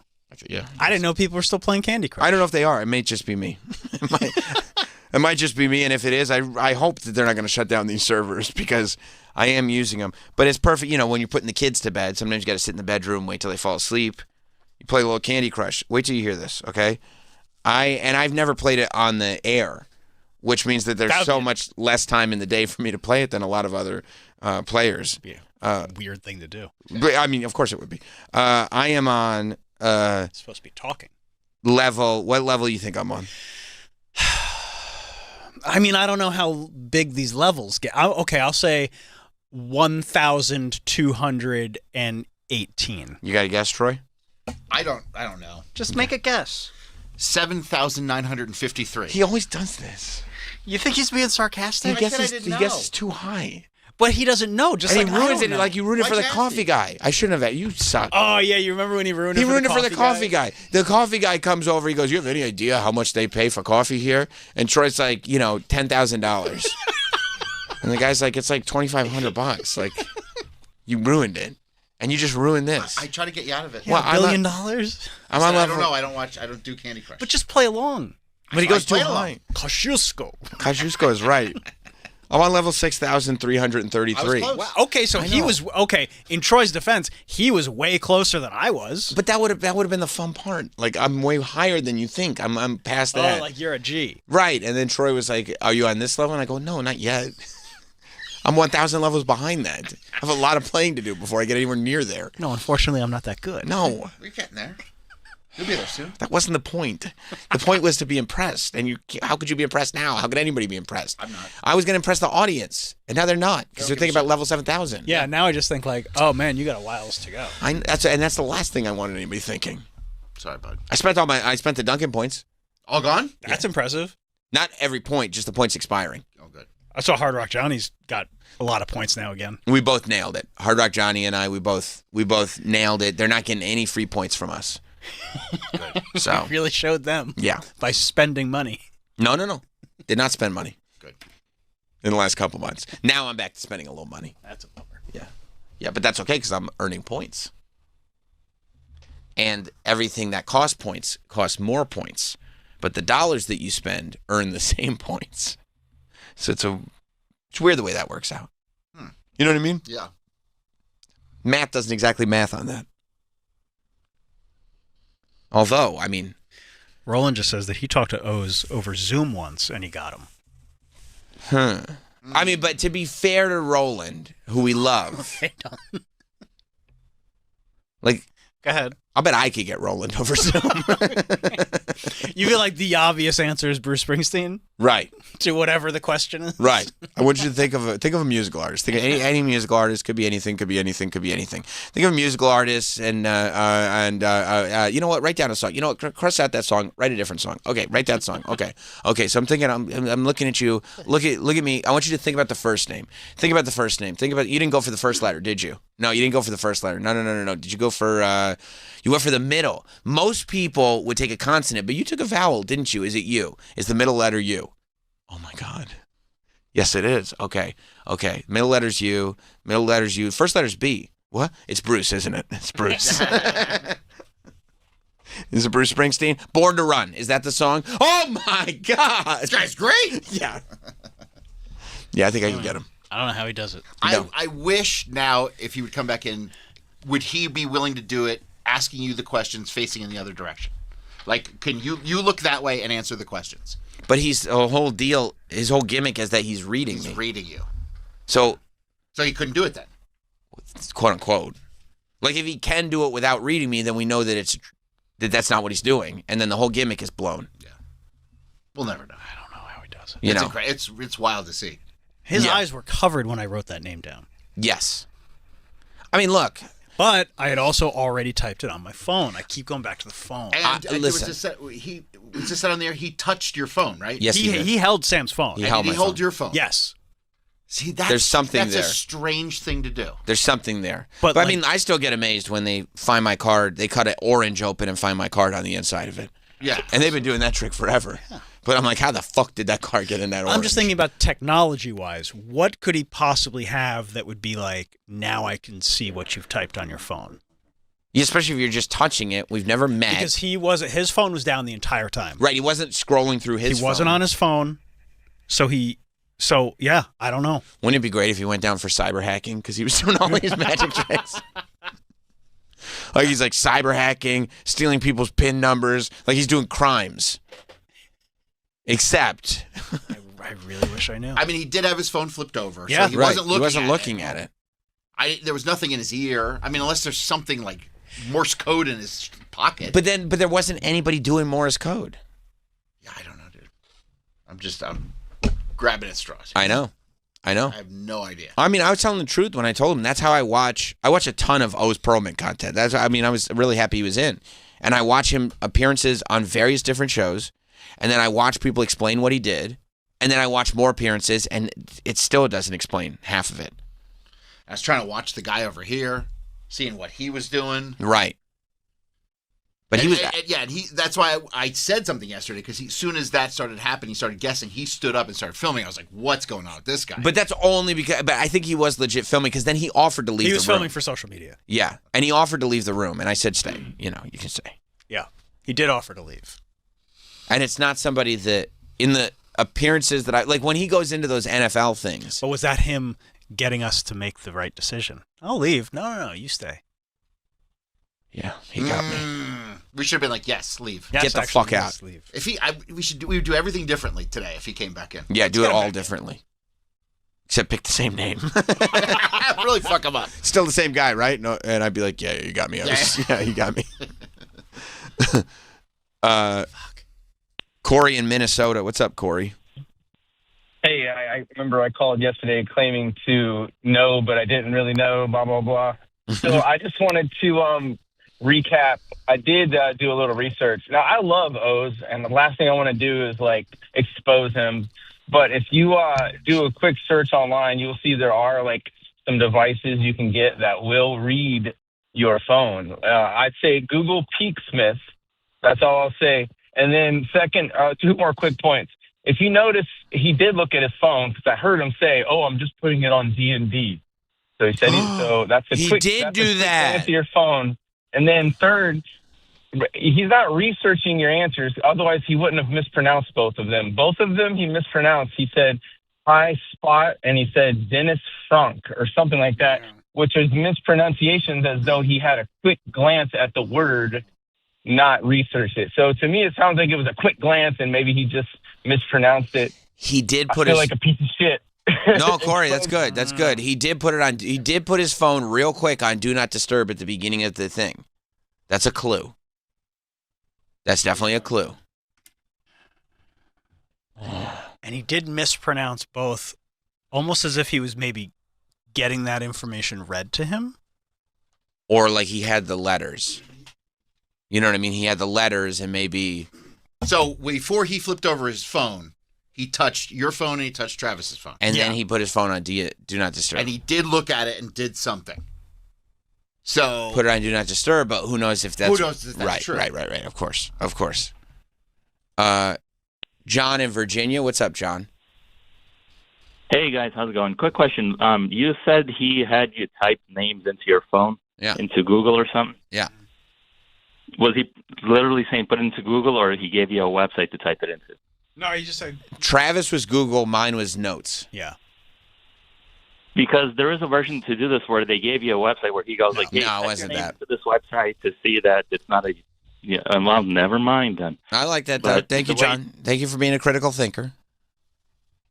But yeah, no. I think we're starting to decode a little bit here. There's something, but it's still like... I don't understand it. Right. Like you see that there is stuff going on, but you don't really know what it is, which is good. Like I wonder in your phone if he's like writing the name out and you just wrote "fuck you" and thought of the name and then deleted it. Like, would he know then? Yeah, I'm gonna look into this just for my own. Yeah, right. I'd like to learn the tricks to get chicks. You got a chick. Yeah, you're already married. No, but I mean, I wouldn't. Do you need more chicks? No, I just want them to be impressed. I wouldn't do anything with them. I mean, you got good riz already. You think so? Yeah. You'd be like, no, thank you, I'm married. I would love to be able to say that. You just want to be off. I understand. You just want to be offered. It's like I want invites. Yeah. I don't want to go anywhere. I just want invites. Like, oh, would you come home with me? I'd be like, I would never. But thank you for the invitation. I love my wife. I'm in a committed, loving, monogamous relationship with my soulmate. But I do appreciate the offer. That's what I would say. And that just kind of strokes your ego, and you go about your day. And I like that. Everybody needs a little of that. Of course. That's how I would handle it. Nice to feel wanted. Yes, that's right. That's right. I started punching myself in the throat after Erica said she liked the way my voice had sounded before. It didn't work. Oh. Yeah, unfortunately. I was trying to get that rasp permanently. Yeah. Well, I don't know. I guess it will remain a mystery for now. Yeah. It was fun. Great. It was fun. It was fun. I love it. I love it. And by the way, he does do all the stuff that he says. He's amazing at controlling the room. He's amazing at remembering people's names, amazing conversationalist. Like, all that stuff is true. And everything that he says about being successful in other areas using this skill set, I believe that that's true as well. Yeah. You know what I mean? He's got a very sort of winner's mentality. Also, he's not claiming to do anything that he's not doing. No. Yeah, that's the beauty of it. You know, he's not saying that's why I'm not offended by it. Like, people who go like, no, I talk to the dead. Ghosts tell me. Right. I go like, get the fuck out of here. If he goes, what do you got against Miss Cleo? Call me now. Poor Miss Cleo. I watched that doc. Oh, yeah. She got the wool pulled over her eyes. But like, if you go, I'm going to make you think I'm reaching out to people, you're going to be amazed by that. John Edwards? No. John Edward goes, I'm literally talking to dead people right now. I go, you're not. No, you're not. Yeah. No, you aren't. That little kid who's like making sketches while he's like, tell me about your dead people. And he's making sketches and he's like, well, guess what? They're doing fine. I'm like, you don't know. They're not doing fine. They say hi. You know why they're doing fine? Because they don't have anything to worry about. They're worm food. You know what I mean? They're rotting. No, they say hi. No, they don't say hi. No, they. Oh, sure. Yeah, sure. Okay. Sure, yeah, they do. Tell him I said hi back. Yeah. Tell him I said what's up. There was that thing, I've talked about this before, on Stern, where Artie Lang had a word with his dad. Right. A key word. And they wrote the word down, he put it in an envelope. And Howard was like, can somebody tell us what this word is? Talk to the father. Tell us what this word is. And nobody could do it. That's why it's like... But you know what? When Oz did Howard's show, did you ever see that? I didn't know. Yeah, I saw that. He did something similar where, who was the actress that died? I forget who it was. Look it up for me. Yeah, give me 1 second. There's an actress that died, and she said a word to Howard. Oh, I kind of remember that. Right? Yeah, that was Oz. Valerie Harper. Valerie Harper died. She said a word to Howard, and Oz got it. It was Curly. Right. Oz got Curly. Wow. It's a great clip. Really good. And Howard, I believe, was not in the room. I think it was when he was, Oz and some of the guys were in the studio, and Howard was at his home studio. No shit. And Oz got the word, and Howard was like, what the fuck? And I don't think Howard wasn't there. Right. He was on the show. Yeah. Well, that's like Roland just said. He got him on Zoom. Right. So it's like... Yeah, you got me, man. It's fun. It is fun. It's fun. It's fun to think about. Yeah, it's fun. I enjoy it. I enjoy Oz. I'm really glad he did the show. I'm not mad about it. No, not at all. No, not at all. Should take a break. Yeah. We got Paul Verzi coming in. It'll be good to see Paul Verzi again. He's got a new podcast that he just launched, Paul's Best Podcast. He's putting a lot into it, like a lot of production value, a lot of great guests. Like I like seeing when people launch podcasts, really like putting thought and effort into it, not just being like, hey. Although I did see, remember when Greg Stone was in and he said he was going to start doing his podcast in a hotel room? I saw. He's doing it. I saw a clip. They're coming out. Yeah. So we should probably get Greg back in to talk about the hotel room podcast as well. But that's not today. Today, it's Paul Verzi. He'll be here after this. Y si tu man te quiere parar, dile que no, pone la ley y corre a la disco, yeah. Porque tu mana. We will be right back with Sam Roberts Show.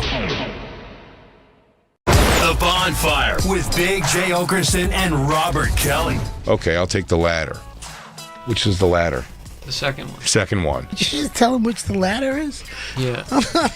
When someone says it, I just always agree. Someone goes, I choose the ladder, and then I just wait and watch what happens next. I go, oh, it was that one.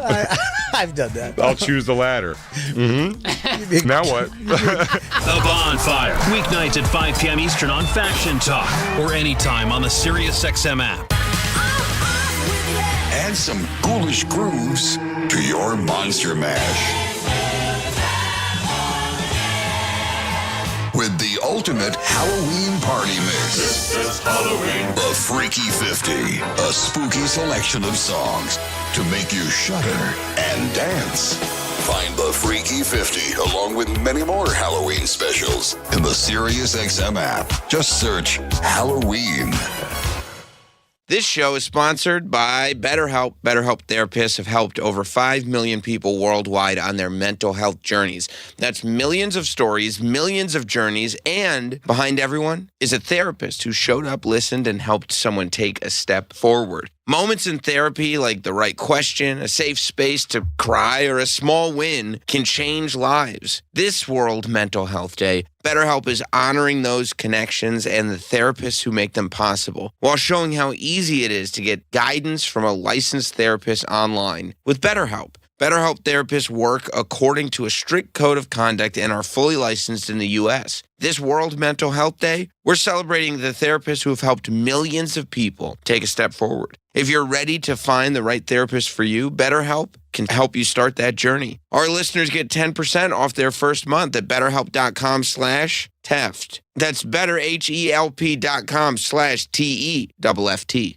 Just hearing the word IRS can make people break out in a cold sweat. No one wants to deal with the IRS, and now you don't have to. The good news is Legal Tax Defense has been successfully negotiating with the IRS for more than 15 years. It doesn't matter how much you owe, whether it's $5,000 or $5 million. You deserve the best in the business on your side, and that is Legal Tax Defense. Even if you're working with someone else and just want a second opinion, there is no cost or obligation to call. They can prevent levies, liens, wage garnishments, even file back tax returns. And the best news about Legal Tax Defense is they won't take your case unless they know they will reduce or eliminate your tax debt. Call Legal Tax Defense right now for a free no-risk consultation. 800-278-1120. 800-278-1120. You have nothing to lose but everything to gain. 800-278-1120.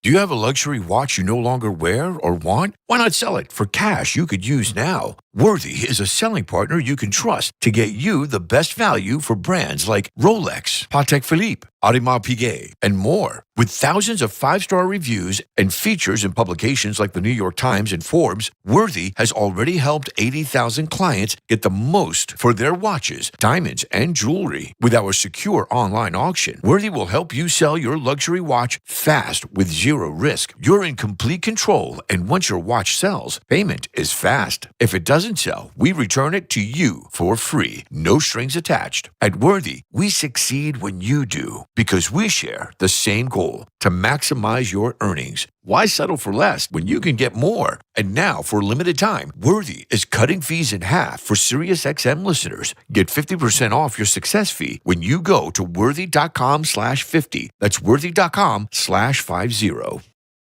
That is the best moment in sports I have ever seen. The World Series is on SiriusXM. The Toronto Blue Jays. A Springer dinger. The LA Dodgers. Shohei Ohtani, 1 of 1. Before and after every game, MLB Network Radio's experts bring you closer to the action. George Springer. This team's worked so hard. Hear the hometown announcers on the SiriusXM app. Pre-game coverage of Game 5 of the World Series today at 5 Eastern on Channel 89. This show is sponsored by BetterHelp. BetterHelp therapists have helped over 5 million people worldwide with their mental health journeys. That's millions of stories and millions of journeys. And behind every one is a therapist who showed up, listened, and helped someone take a step forward. Moments in therapy can change lives, like the right question, a safe space to cry, or a small win. And this World Mental Health Day, BetterHelp is honoring those connections and the therapists who make them possible. It's so easy to get guidance from a licensed therapist online with BetterHelp. BetterHelp therapists work according to a strict code of conduct and are fully licensed in the U.S. This World Mental Health Day, we're celebrating therapists who have helped millions of people take that step forward. If you're ready to find the right therapist for you, BetterHelp can help you get started on your journey. Our listeners get 10% off their first month by going to BetterHelp.com/Bennington.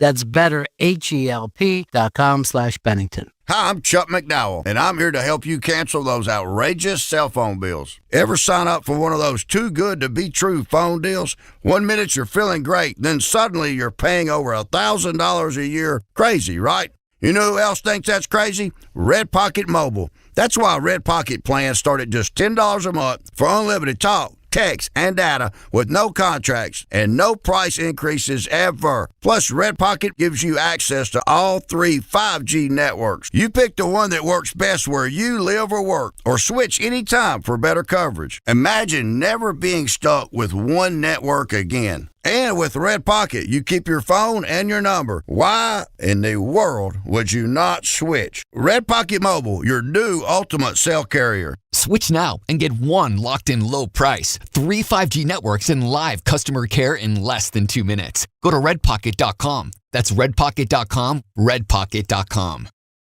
If you're one of the millions of Americans behind on your taxes, if you're afraid to open your mail because IRS collection letters could be coming, listen carefully. The IRS is cracking down, taking paychecks, freezing bank accounts, revoking passports. That's a fact. But here's what most people don't know. There are official tax relief programs designed to help struggling taxpayers. Programs that could save you thousands if you qualify. No one knows these programs better than the experts at Optima Tax Relief. Optima's award-winning team will fight to protect your paycheck, your passport, and your property. Their tax attorneys and licensed tax professionals will work tirelessly to get you the best deal possible with the IRS. Every day, penalties and interest keep piling up, so don't wait. Call Optima now for a free consultation. Call 800-370-8283. 800-370-8283. 800-370-8283. Optima Tax Relief. Some restrictions apply. For complete details, please visit OptimaTaxRelief.com.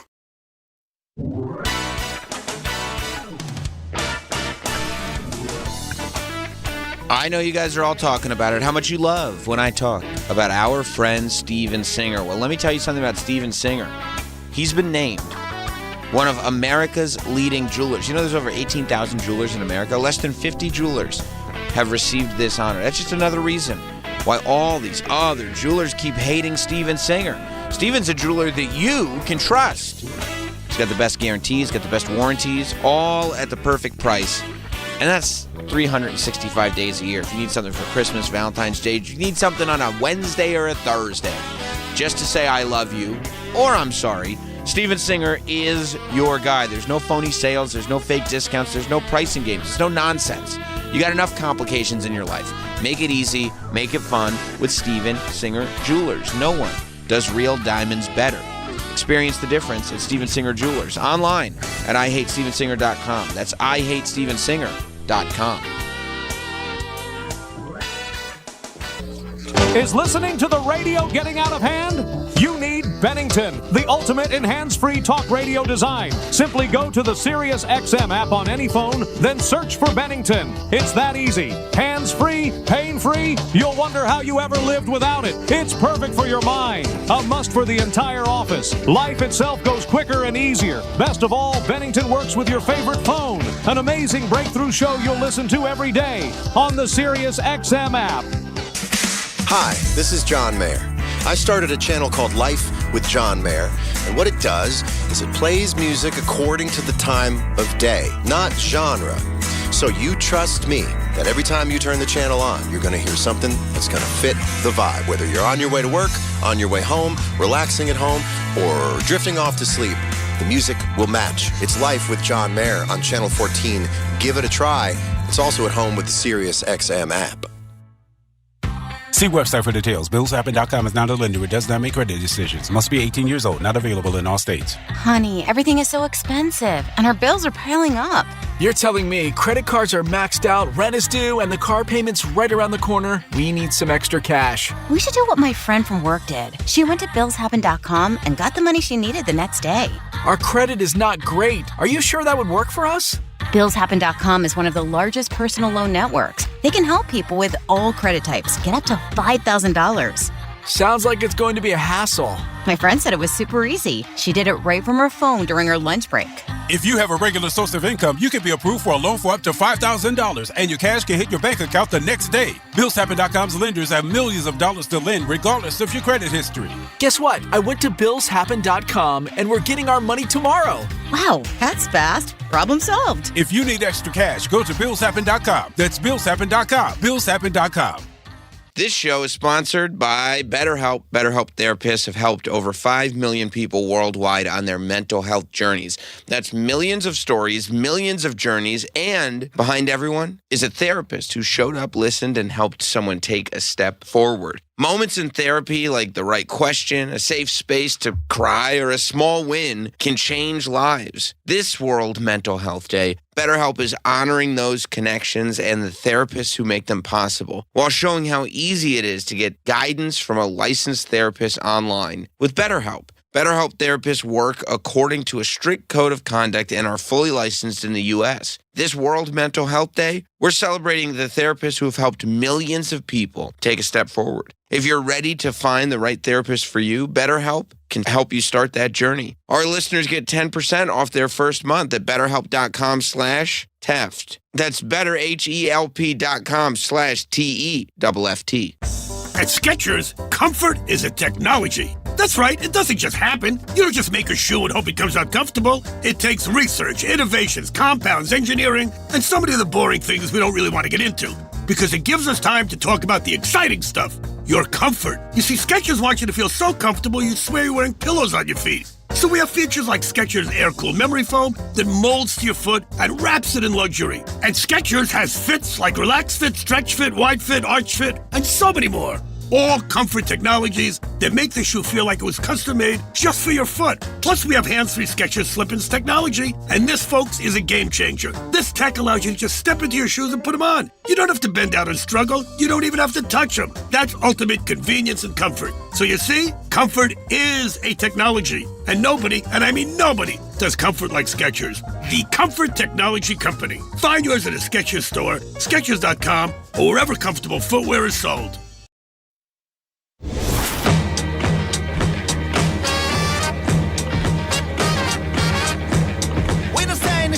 Great to see you, bro. I was excited coming in. We're back. With Sam Roberts Show. What y'all thought y'all wasn't gonna see me? I'm the Osiris of this shit. Wu-Tang is here forever, motherfuckers. This 97, I, my niggas and my niggerettes. Let's do it like this. I'ma rub your Equal ass opportunity here. Let's take it back to 79. Welcome back. It is 97 in this bitch.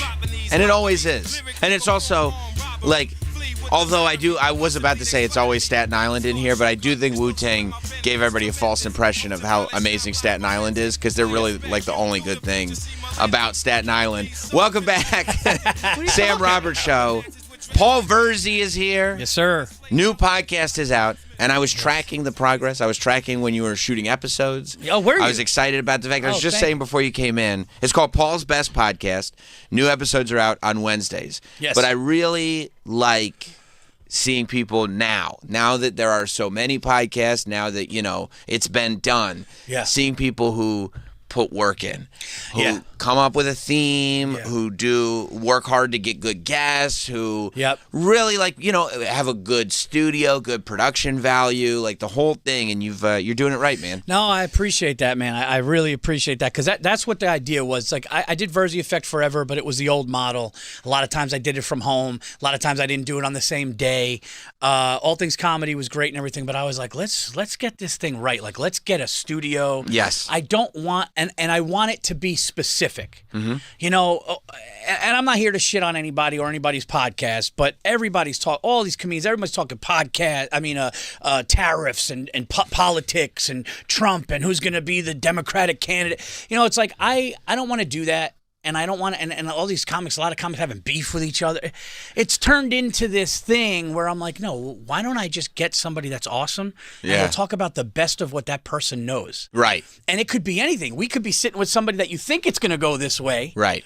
if I have Sam Roberts on, and you're like, oh, Paul's going to talk about the best wrestlers with Sam. Yeah, sure. But what if we didn't? Yeah, right. What if we talked about best spots in Westchester? What if we talked about there's a lot of them. Best arguments with our wives? Yeah. So, right? Right. And so people don't know when they tune in. They might. They have an idea, maybe. Maybe have an idea, but then you they're could like, go in a different direction. Dude, we could do cartoon character. We could do Right. bubble. But what's your best bubble gum? Like, it's like, no, I mean, that would be nuts. But you know what I'm saying? Yeah.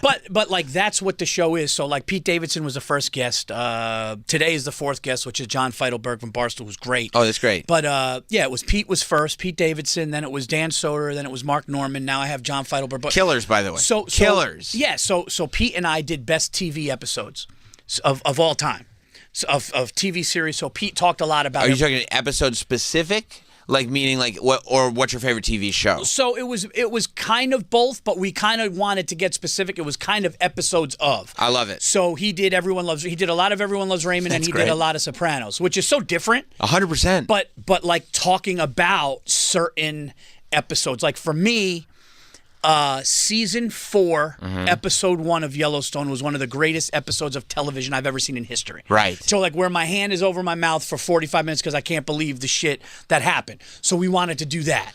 Me and Dan Soder talked about our favorite live sporting events we ever went to from a kid till now. So that's what the show is. So you don't know. I also have Super Bowl champion coming on. I have I got the Watch King coming on in a couple weeks. So he talks about the best ways to negotiate buying like a Rolex. And all that's great because you can also use that. Dude. Whatever you're negotiating. Dude, he just came in and he was just like, yeah, you come in and you tell me what you ask me, what you think it's worth, I send you out. He goes, you need to come in with a number. Right. So he goes, because I know you're not ready and I don't want to do that to you and I know you don't know what you're doing, so I'm going to send you out. You're going to figure it out and come back. And I'm like, that's what people want to hear. So 100%. It's different. It's not just the same comedy bubble. Right. It's going to be, you're going to see. And it's that relatable conversation that we all love. Like we were talking about earlier today, like just fun conversations. Like some conversations just like I'm having a good time in this conversation. I like discussing or listening to funny people discuss best TV episodes. I'm interested in hearing this negotiation thing because I think, in most people's lives, they find themselves in some kind of a negotiation for something. Yep. And there are only a few people that are really trained to know what those negotiation techniques really are. Exactly, because people get taken advantage of. Yeah. People don't know Rolexes. People think it's cool. They like the flash. They don't know what they're doing. No. You know what I mean? But imagine if I had Adam Sandler on and we literally did best cartoon characters of all time, and we talked about that for 45 minutes. It'd be great. So because people think, oh, is Adam Sandler going to talk about movies? Right. Is he going to talk about his movies? Oh, no. They talked about Bugs Bunny for 50 minutes. Right. Like, that's kind of what the show is. So I love that. Yeah. I think so. I'm having a lot of fun with it. I tell the guests, I'm like, dude, we're going to shoot the shit for 10 minutes, and then we're going into this. What we're here to do. Yeah. We're here to determine the best something. Dude, I got to get you on, and all you got to do is you just figure out the best you want to talk, and I'll talk. I got a lot of and opinions.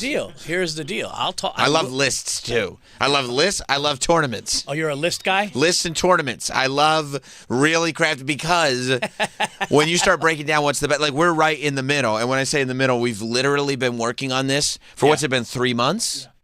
For the last 3 months on the show, because 3 months ago, Troy said Flagpole Sitta by Harvey Danger might be the best alt-rock one-hit wonder of the 1990s. Is the best. You said is. I said that's an insane statement to make. Okay. So we started the discussion at that point. Oh. We then brought it. This is what we've come up with.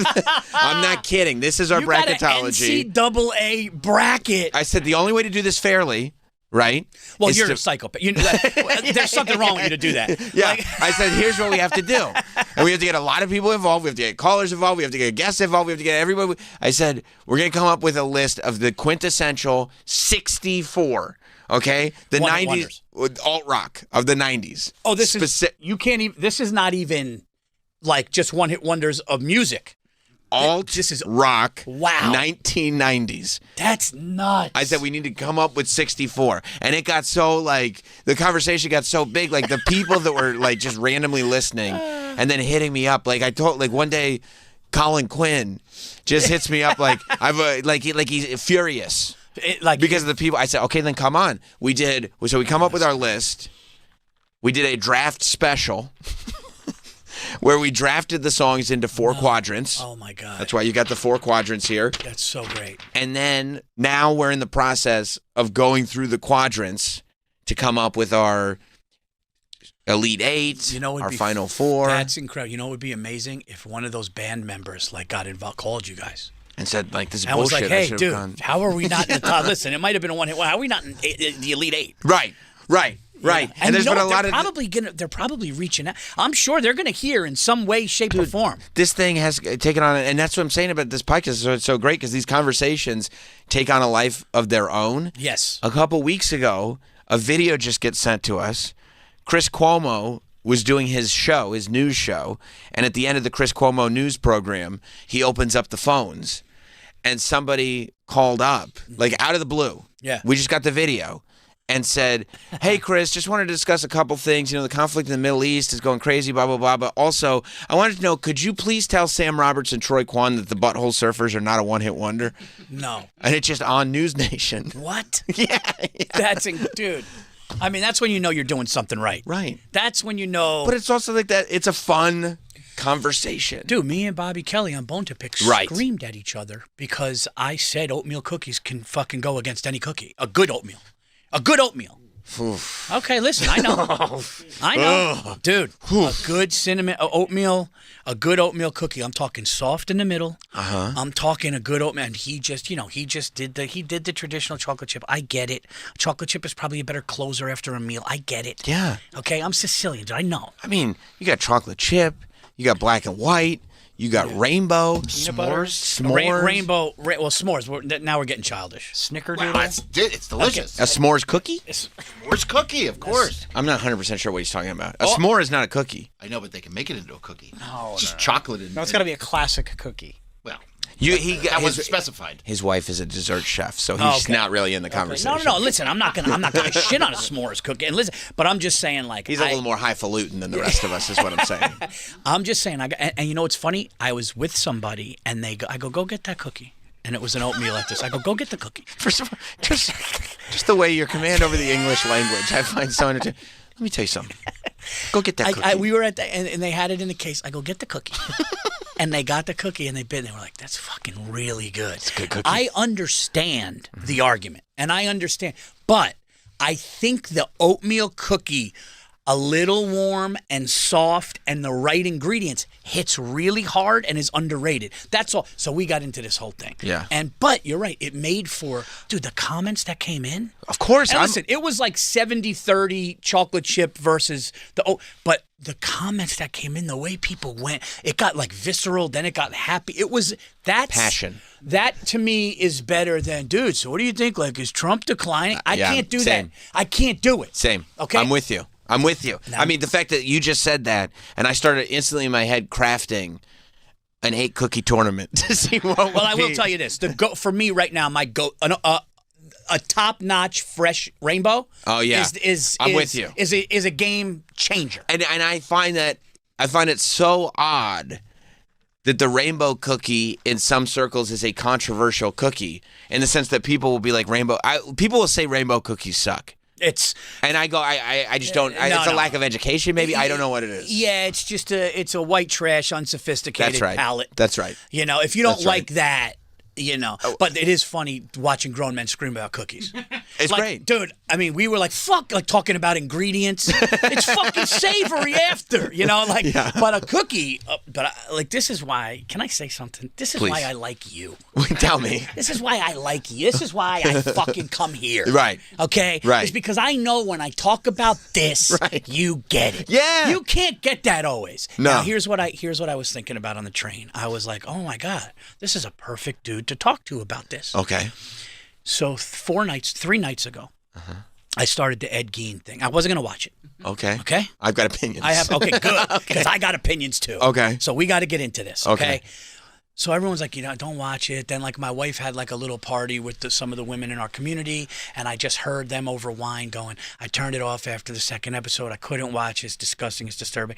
So part of me was just like, I don't know. And I was coming out of a little depression funk that I was dealing with. I was like, I don't know if I need to see this. I started feeling better. I go downstairs. I'm like, let me watch the first episode or two. Okay. Great acting. Yep. Great acting. Yes. I got to say that. Like that off the top is like the great acting and what's her name, Lauren Metcalf. She's like and Charlie Hunnam. Dude, Charlie Hunnam is like great. He's absolutely killing it. He put the work in. He definitely put the work in, and he's probably had to have some fucking therapy after doing that. Okay, but here's the thing. Right. It got too confused. I don't know if I'm watching a guy skin people. I don't know if Alfred Hitchcock's a pervert. I don't know if what. From your mouth to God's ears. Yeah, is Alfred Hitchcock a pervert? Is the guy from Psycho gay? I don't know. Right. And then all of a sudden it goes back to this, and then people are like, I ranted about this, and people are like, Paul, at the end it all comes together. Fine, but the way they're making this, the way they listen, I have like half of an episode to go. So he's in like the mental institute. It's done for me. And I'm going, they could have made this a little more fucking simple. Yes. And I got to be honest, it was the first time, though, that I'm watching something. When his girlfriend was like, why don't you just have sex with the dead body while I'm gone? Dude, that was the first time that I was, by the way, spoiler alert, that was the first time where, as a grown man, I actually just had to turn. Like, I just started scrolling, dude. I'm not joking. When he I gotta get on TikTok or something. This is not good. I really did. Like, when he pulled the panties down off the dead body and, like, moved, I was like, and, like, pulls his pants down. That had to, even Charlie Hunnam, that had to fuck him up. Has to fuck him up. Right? Because he really was in it. Like, he was in that role. Yeah. And I will say that about the show. Charlie Hunnam's great, but Charlie Hunnam's great in general. I love Sons of Anarchy. Like, he's a great actor. He's a great actor. He's a great actor. He's such a good actor that I felt for him when he found out that he was schizophrenic and, like, started to cry. Right. It was like, there's a pill that's going to help you. Right. And he actually had, like, gratitude. That was when I was like, holy shit, like, this dude is actually making me. I watched what he did. Yes. And you knew he was fucked up. One of my favorite parts was when he just showed up to the house and all the cops are there. Yeah. And he's like, what's going on here? It's like, I don't know, dude. You got bodies all over the place. I mean, what do you think? We found the shoebox of labias. The guy's mother was strung up and, like, you know, just totally, just her body was cut in half, dismembered. Oh, hi, and boys. He just goes, that was unnecessary when the guy punched him. Like, the son punched him in the face. He goes, boy, that's not fair. So, listen, because I love all the serial killer stuff. Obviously, you know I love horror movies, like all of it. It's great. Yep. From the trailer, and these guys in here, they say, you're being too critical, I said, I guarantee I'll be proven right. From the trailer, I said, why the hell is Ed Gein made to be so sexy? He's not a sexy man. In real life, he was not a sexy man. This Charlie Hunnam's got a great body on him. Even with a lazy eye, he's got that handsome face. I go, this is not Ed Gein. You're sexualizing Ed Gein. So from the trailer, I was like, okay, hopefully I can get past that. Great point. Hopefully I can get past that. I was out after that Psycho episode. I hated the same thing. I'm like, what do I care about? If I'll watch a show about Hitchcock. I find Hitchcock interesting. Yeah. But I'm not watching a show about Hitchcock. No. I'm watching a show about Ed Gein. And then you tell me that Tony Perkins, like, well, you see, the same way Ed Gein was dealing with his monster, Tony Perkins was dealing with his monster. And I'm like, being a closeted homosexual and having sex with dead people is not the same monster. No, and, like, this guy's getting blown in a movie theater, and then Ed Gein's wearing his, like, mother's friend's face or whatever it is. Yeah. It's like, that's not. It's not the same. And they're showing Ed Gein do the scene from Psycho. Ed Gein didn't do the scene from Psycho. Right. He never did that. I know. And so then I come in here and I'm complaining about it. And Travis, who sounds like Ed Gein, is like, you just have to give it a little time. Which, by the way, that's not what Ed Gein sounded like. It all comes together like a puzzle. That's right. I didn't say that. You see? But that's not what the dude sounded like either. Ed Gein's voice didn't sound like that. Yeah, so they... Right? And then you keep going. Yep. And finally, and it's tough for Travis to do this, he finally had to come forward and go, okay, you might have been right. This might be a ridiculous show.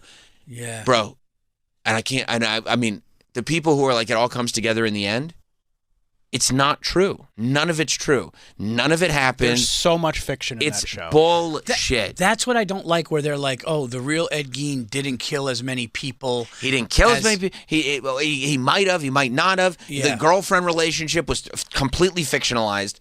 None of that stuff happened. That girl didn't exist? There was a girl that existed that at one point said she was his girlfriend, but then later said, I was lying about that. We just kind of knew each other. Okay, because she wanted a little bit of notoriety. Right. And by the way, not a looker. Bad Bet, not a looker, this girl in real life. And what I didn't like is when they went roller skating and she started saying how she loved dead bodies. It's just none of that happened. And she happens to be with Ed Gein saying that, not knowing. Right.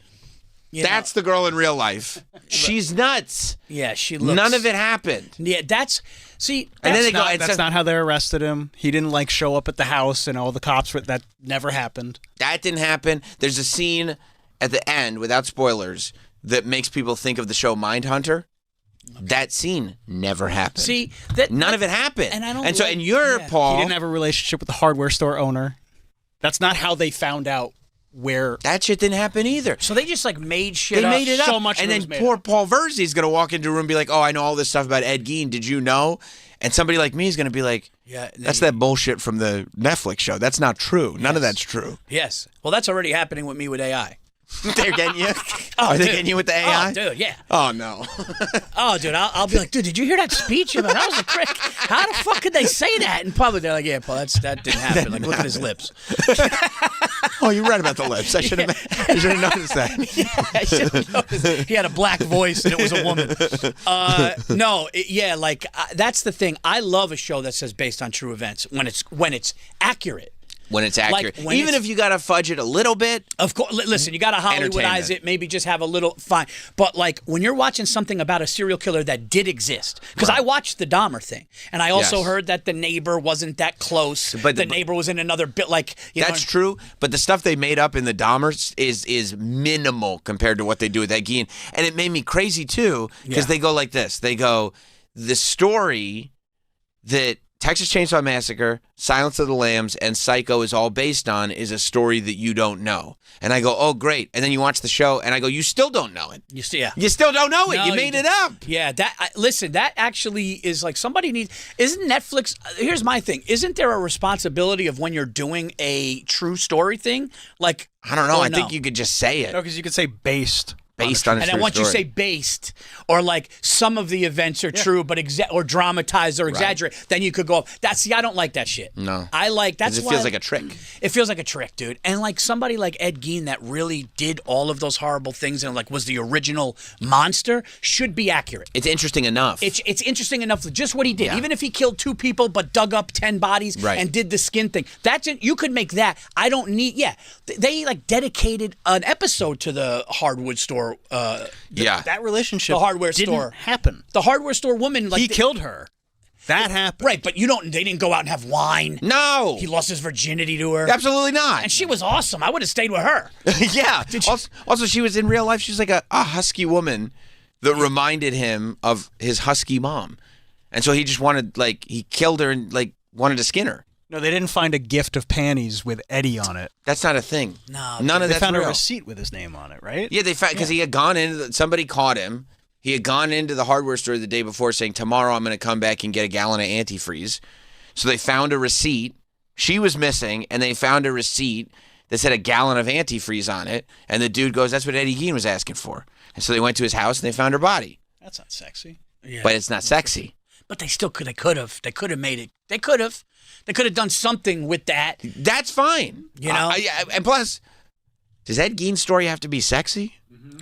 You made a good point. Why should that be sexy? He's like a handsome... He's a heartthrob. And I got to be honest, can I tell you, this is how much of a guinea I am? Mm-hmm. I'm like... Dude, his outfits are awesome. This guy could, for the dress. Dude, the guy's got nice flannels on. Yeah. He goes out to the ice cream shop. He's got a nice little button-up sweater. Yeah, I'm this guy's got his shit together. He's pretty sharp. Washes this guy. his hands. He's clean. Yeah, I go. You know what? Aside from the eating soup out of the skull, he's actually quite a catch. I was just gonna say, it's he's a polite. He did eat soup out of a skull. That is true. Out of okay. He did do that. He did have a soup bowl made out of a skull. And he did dig up bodies. He dug up a lot of bodies prolifically. And listen, there are they definitely know he killed 2 people. There are women that went missing in the area that everybody just assumes that he probably did, but they never got real evidence of that. But they couldn't because he was so schizophrenic that he didn't know what the hell he was doing. And he's assumed to have killed those 2 hunters that he kills in the show. Right. But that's... Well, I think if Ed Gein is on the list, Here are our suspects. I think if Ed Gein is on the list and it's in his neighborhood, I'd kind of lean that he did it. Yeah, there's a chance Ed Gein did it. You know what? If there's a chance, it's probably more than a chance. I love when the sheriff is like, "Did you kill so-and-so?" He goes, "I wouldn't swear to it." It's like, all right, Ed, you did it. You did it, though. All right. Okay. What's up with this this singer that could be a serial killer? Who's the country star? It was on Segura talked about It's it. not Morgan Wallen, is it? Oh, Garth Brooks. You think it's true? I not Garth. No, yeah, but like all of a sudden, like all of the places he goes, they found a comedian rapist like that, right? What's that? There was a comedian who was cleaner than Cosby. Cleaner, like just like the material was like Regan, family, like Nate Bargatze, Regan, like that, and he was a serial rapist. And how they found him was his college schedule of shows. Oh my God! So every town he went in. So then I heard Segura saying this, and he was just like every town. But like, is Garth Brooks suing? Can you if it's not? Well, I think that there's is he a fucking psycho? There's a fine line. First of all, I think number one. This is why I shouldn't be online. No. Because I think Tom Segura would be able to say, "I was joking." Right. It's just a joke that's gone very far, and you can't really tell if he's joking. But then after he did, other things came. What do you mean? Like after Segura talked about it, other people started digging up shit. I mean, you can't there was a period of time where Garth Brooks couldn't post without people just commenting where the bodies. Yeah, I think to my knowledge. So, and also, I think that the risk is that if Garth Brooks were to sue Tom Segura for calling him a serial killer, then more people would think Garth was a serial killer. And here's my problem. Right. I'm going to be at a Halloween party in 2 days, and I'm going to go, dude, I can't believe Garth Brooks is a serial killer.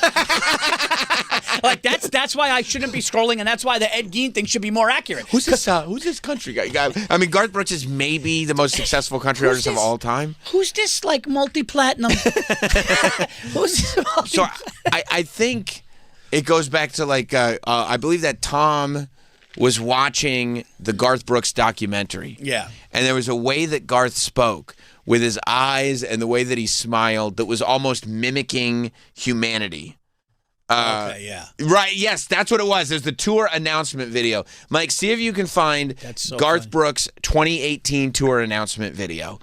So in a 2018 tour announcement video, Brooks used the phrase, let's get physical while smiling. And comedian Tom Segura joked that the smile looked like a serial killer's smile. And sometimes, especially in that era of Tom Segura, it was like the jokes would start to come and they would just build and build and build into a whole universe. Fans of Segura, and this was like height of Segura's podcast being like full, like his audience was so large and locked in that they'd be asking about jeans and tight pants, and you'd be like, I don't know what's going on, because they had their own language, And it said they began to flood Garth Brooks' social media with comments referencing the joke, often asking where the body's Garth. The joke evolved. This is where you're at. The joke evolved into a bizarre, unsupported conspiracy theory. Yes. With internet users, they began to cross-reference Brooks' concert tour dates with missing persons reports and unsolved homicides. Also, where he worked. This is like forget Segura. Mm-hmm. Forget Segura. Like, take Segura's joke out of it. Then it grew such a life that people were like, oh, he worked at a boot shop. And 2 people went missing like 3 blocks from the boot shop. And it's like all online to the point where it went from a joke to like, did Garth Brooks fucking, like, I know it's how great would this documentary be in 10 years if all of a sudden it was true? And Tom Segura's just sitting there like, what did I uncover? Like a comedy podcaster just uncovered one of the most craziest. It says the meme is sometimes linked to Chris Gaines, which is Garth Brooks' fictional rock star alter ego in 1999. Garth, at the height of his fame, decided to be a rock star, but he... Jokingly? No, he created an alter ego called Chris Gaines. And he put out an album that was a rock album. But he said it's Chris Gaines. It's clearly Garth Brooks in a wig. Right. But he said, now I'm Chris Gaines. And there was going to be a movie about it, but then there was never a movie. It never came out. So it made the whole thing even more strange, because now you just created this person. But they're saying... that some online commenters joke that Chris Gaines is the persona of a killer trying to get something off of his chest. Yeah, I mean. So this, I believe, was the announcement that Christina P. and Tom Segura played a few years back on the pod that started this thing that has followed. And I am a Garth Brooks fan. I grew up with Garth Brooks. Okay. And poor Garth. Yeah. This thing has followed him everywhere. Let's see if we can get, click that audio. The place where we got inducted to the Hall of Fame. Great room right here in the Country Music Hall of Fame. Announced the world tour today, the Stadium Tour. This is going to be fun. So I wanted to call it the Big Ass Stadium Tour. It's just a Stadium Tour. Above is all the information on it. But what we talked about today is we're going to introduce 5 cities before Christmas to go on sale, because on Inside Studio G, you guys asked for a longer planning date so you can plan to be at as many of these as you can. Here it comes. First 2 cities. St. Louis is where we're kicking it off of. Man, you talk about a love fest last time we were there. Phoenix, specifically Glendale, Arizona, where the Cardinals play. There at State Farm Stadium as well. So those are the first 2. The other 3 will be announced here shortly. And again, they'll all be on sale before Christmas. And remember, this is all about game day. Every show is going to be game day or Garth Day, however you want to look at it. Come dressed in your full colors, support your team. Let's go have some fun. And let's get physical playing music. I like that thought. I like that. I like that. I like that. I mean, there's just something about people that are just, he's not a good, let's be honest, he's not a great promo guy. He's not a great promo guy. Yeah. And I think that there's something in animation called the uncanny valley, where the animation gets too close to reality, but it's still not reality, where your brain, you get afraid of it. You know what I mean? Where it's like, this is... Yeah. It doesn't feel like animation, but it's clearly not real, and I don't know how to process this. Yes. And I think that sometimes the uncanny valley affects people that maybe are very, very successful, maybe, haven't been not successful in a long time. And so when it comes time for them to act like look at that freeze frame. You know what? When it comes time for them to act like people, like you and I watch this going, that's not how people act. You know what this reminds me of, honestly, and this was the big knock on him, was A-Rod. Alex Rodriguez, is the big thing with him was when he would do, that's why all the Yankee fans really didn't embrace him. They obviously, like Jeter and certain people, they're like, there was a non-human element. Right. To the answering the questions very robotically, but then trying to put the smile, trying to throw a joke just didn't work, didn't look natural. Right. That's not how you would talk. It's almost like it's learned behavior. Like I'm performing as a human instead of being a human. It's like you practice post and pre-game interviews. Yes. And that's what it looks like. This didn't look like a guy excited to do a stadium tour. I like that. He said he liked it, though. He goes, go back to when he says he likes it. I like when he crossed his arms and goes, let's get physical. Let's hear it. Let's get physical playing music. I like that thought. I like that thought. I like that thought. Hey, let's get physical playing music. I like that thought. Yeah, so this thing, became a monster for Segura. But yeah, but I love that it's still so much, there's so much stuff out there. Like Tom started dressing up as Garth, asking where the bodies are. But it's all over the place. All over the place, to the point where you just kind of see it in passing and you go, who's this country star that's a serial killer? Yeah, because you didn't grow up with, you don't know anything about country music. Listen, I obviously heard Garth Brooks' name. But you heard it in connection with being a serial killer. I knew who Garth Brooks was because I remember he hosted SNL, but when it was the Segura thing made me go, okay, this is probably a joke. But then, like, maybe a year later, somebody was like, hey, remember that store he worked in? 2 people around the corner got, and I was like, is there? Right, is there something to it? Right, and I'm not into country music, and I also love a good conspiracy. You love that. Well, it's fun. Imagine. So and you plus, find look at the smile and the arms crossed. It's like, dude, if you I would say no, but if you tell me yes, I go, yeah, maybe. You know what I'm saying? If you told me that face I'm looking at right now he doesn't have the dark evil eyes, because usually you could eyes when they're dark. If he had dark eyes, I'd be like, he did it. He did it, especially with that look. But I like the thought. I like that thought. That look right there. If you told me that he was a psychopath, you'd have to look at that. Let's get physical making music. I like that thought. I like that thought. That's like a what? What? I just picture him standing over her while she's screaming. Right. And he's like, I like that thought. I like that thought. Let's get physical making music. Like, what do you mean? Let's get physical making music. What do you? Yeah, what is physical? What are you talking about, let's bro? Enjoy the music. Right. And just so you know, it's gonna be game day. What does that mean? What do you mean game day? Or Garth Day, however you wanna. I don't know which way. That you know what we do on Garth Day, don't you?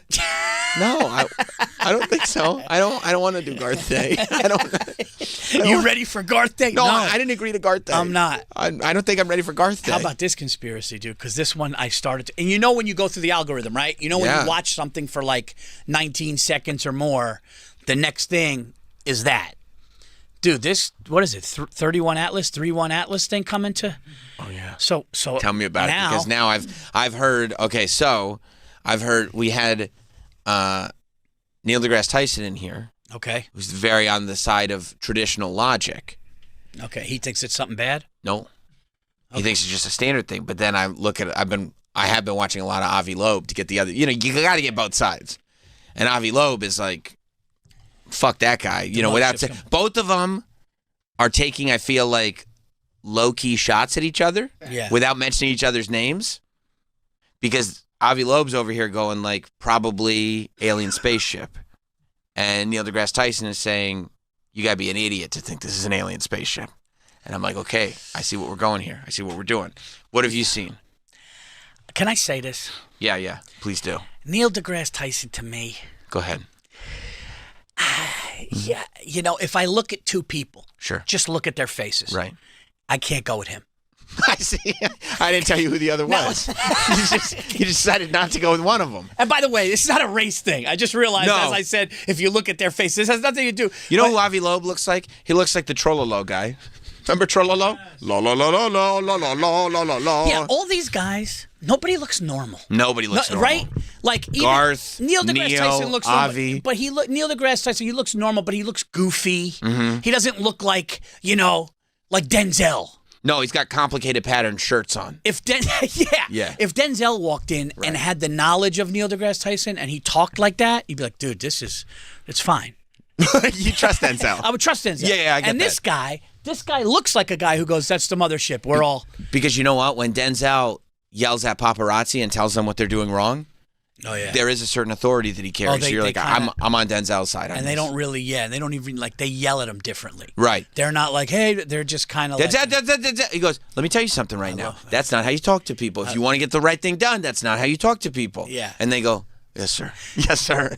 Did you know his real name is Denzel? You heard that, right? No. Yeah, his real name is his birth name is Denzel, but everybody has been saying Denzel. But his real name, the correct way to pronounce his name is Denzel. Denzel. But like he has a little Frank Lucas for real in him. Definitely. Right? Definitely. I wouldn't fuck with him. He has a little, like when he got mad at that paparazzi and he was like, well, you could tell he wanted to really smack him. Right. And this whole space here, I'm in charge.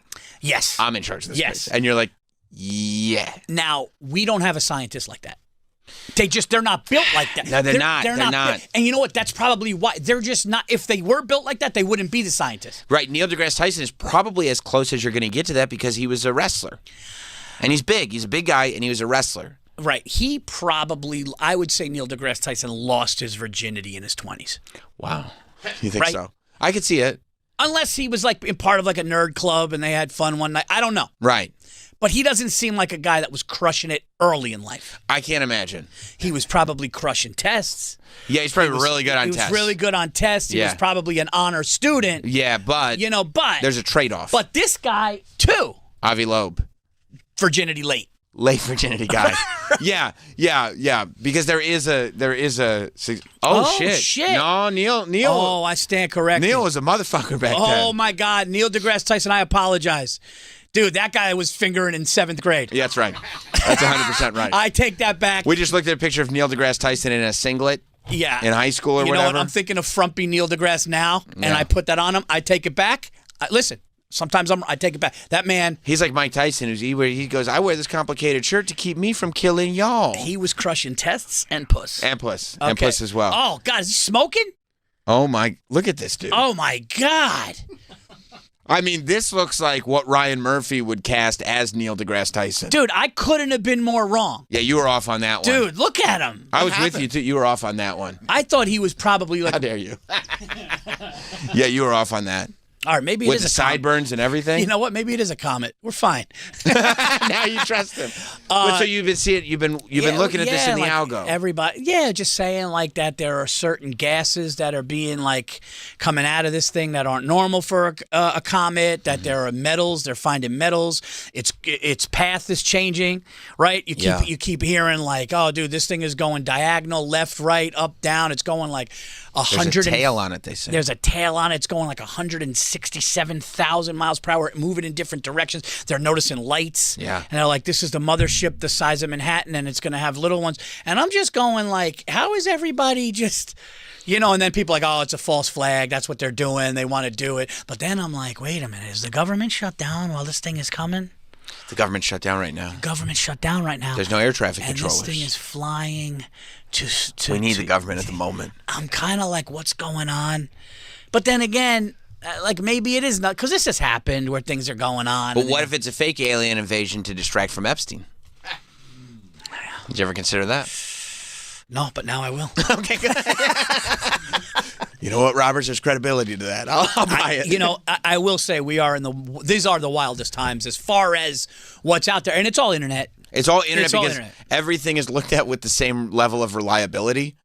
Right, and it used to be like if you heard a thing in school, but you heard something else on the news, of course you believed the news. But now, not so much. In the 1930s, you would just go to your teacher and go, "Hey, teacher, is something coming to space? I heard something on the news." You'd be like, yeah, that happens. But now, right, you got this guy, you got that guy. You're scrolling algorithm. But the truth is, the teachers were probably full of shit. And the truth is, the teachers don't know. They don't know. You looked at your fourth grade teacher like they don't know. Teacher was younger than we are. We don't know. How would the teacher know? That's right. That's right. We were doing it for peace of mind. Right. Mr. Smith said it's fine. He doesn't you know what I mean? Right. So Neil said that the reason it's called 3I Atlas is because this is the third time that something like this has happened, I believe, or that this is the third object. Okay. And that the other two, he said it's just simply a comet. Because it's a standard comet. It's big. It's a thing. It's a comet. And the reason NASA's putting up kind of like protection from it is so that a comet doesn't come forward. But it's certainly not an alien life form because, as he pointed out, if there is a spaceship traveling through space from another universe coming to the Earth, there's nothing NASA's going to be able to put up to stop it from getting here. Right. You know what I mean? We don't have that technology, so that's not happening. But this Avi Loeb seems pretty, like he loves to impress about this. He just did Rogan. Yeah. He did a 3-hour Rogan talking about like... And there are people like dressed in suits saying the craziest, dumbest shit. One guy was like, yeah, listen, man, I think I'm not even joking, I'm not even trying to be funny. He said this. He was in a suit. Right. And like he goes, he's like, I think it's a reptilian... He goes, I think there's 5 million reptilian things, but they're in pods. They're not active. He goes, but I don't think they're going to invade us. He goes, I think it's just passing through. So it's almost like, I think the reptilian thing is real, but I think we'll be all right.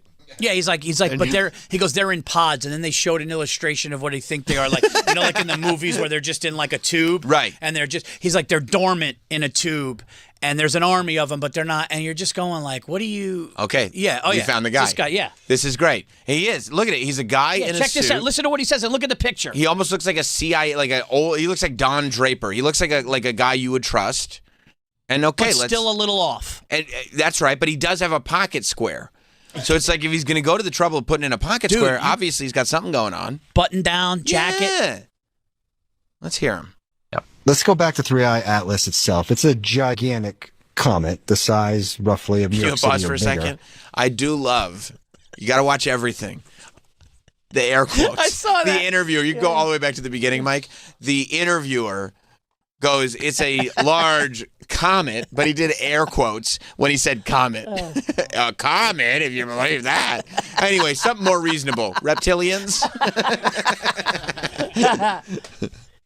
Let's go back to 3I Atlas itself. It's a gigantic comet, the size roughly of New York City or bigger. Mm-hmm. What are we talking about here? Like how many people or how many Draco can a craft that size house? So I remote viewed the craft and I got direct information from that. Okay. And my take on that, I did just remote view the amount of people on board. I also remote viewed the technology was inside, the whole decks, the pods, the whole thing on the inside. So I can see they are using antimatter and fusion technology. What? And they also have pods housing less than 5 million Draco reptilian soldiers inside. Draco reptilian and soldiers. So they're all dormant. They're not using space. They're not eating. They're not doing anything. They're just basically just waiting to be awakened. And they're all in pods. You use the word soldier. Yes. This guy, I love this guy. That is a little unnerving. Yeah, I mean, the Draco race is known to be fighting wars in other galaxies, and obviously they destroyed the Pleiadians' home planet, so that's in their genes. That's what they do. And at the same time, it's for their own safety, that they are trying to protect themselves. They don't know what's coming. They don't know who they're going to be facing. So that's why they keep those soldiers in that situation. They're not active. So when they travel through space, they just keep them in that state. Oh, so it doesn't mean they're necessarily coming here as soldiers to attack. That's correct. It doesn't mean that they're coming in to wake them up all and, to invade Earth. That's not the plan. I'm just saying that they are there, just in case. Because I mean, he said it. He's How saying can you say this so as a matter of fact? That's what I'm wondering. Like, he's saying it like, from my intel, they're just sleeping. We're good. Who's telling him? Right. He goes, well, the Draco reptilian species is well known to be fighters across the universe. Oh, they're you're fighting wars across the universe, but now they're just sleeping, and they're passing through. It's like, what? Like, well, buddy, we haven't even figured out if there's life outside of the Earth. How do we get to step 9? Where did this information come from? I love how the interview is going. That's a little unnerving. Dude, the interviewer acting like this is not crazy what's going on here. This is just normal. But there's guys conversation. like that dressed in a suit sitting down around all these news places now, giving interviews saying that as a matter of factly. And you're susceptible. When you see something like that, you are susceptible to being like, well, listen, what's with these reptilians coming here anyway? To my defense, the reptilian thing kind of threw me. Like, to make me go like, no. Garth Brooks still on the fence. Okay, but there's some strong evidence. This is nuts. Nuts. Like 5 million dormant reptilian lizard type warriors. Fighters. But they might not be fighting us. It's fine. No, dude. It's fine. They don't necessarily want to fight us, but they're there. They're there. In case, because that's what they know. Well, they don't know what they're going to see. And they're passing through. It's like, what's going on? They don't know, because once they get to Earth, how do they know what they're going to see? Now, is NASA saying that this thing's going to be close to Earth, like passing us is close? I don't think anybody from NASA, I don't think anybody from NASA is giving us any sort of like warning, like this is a bad thing. But also, they're not getting paid right now. Right. So, what's the motivation? There's still the government shutdown. We can't even get, the people with the neon sticks at the airport to go to work. I don't think that NASA is going to work. That just made me nervous. I got to go to Texas. There's not air traffic. Air traffic controllers are down a lot. Yeah. Because the air traffic controllers are government employees. Yep. And they're not getting paid right now. And at first, it's like, don't worry, they'll be back pay. It's like, yeah, cool. We're on week 4 of the government shutdown. Yeah. You think it's like, average hey, cool, American... I gotta fly. Yeah. And guess what? Yeah. Air traffic controllers are not sitting there with 4 weeks' pay, just being like, okay, just get me when you get me. And back, back pay is not dodging planes now. Yeah, I need money now. Yeah, it's my money, and I want it now. Yeah. Yeah, man. This is a very...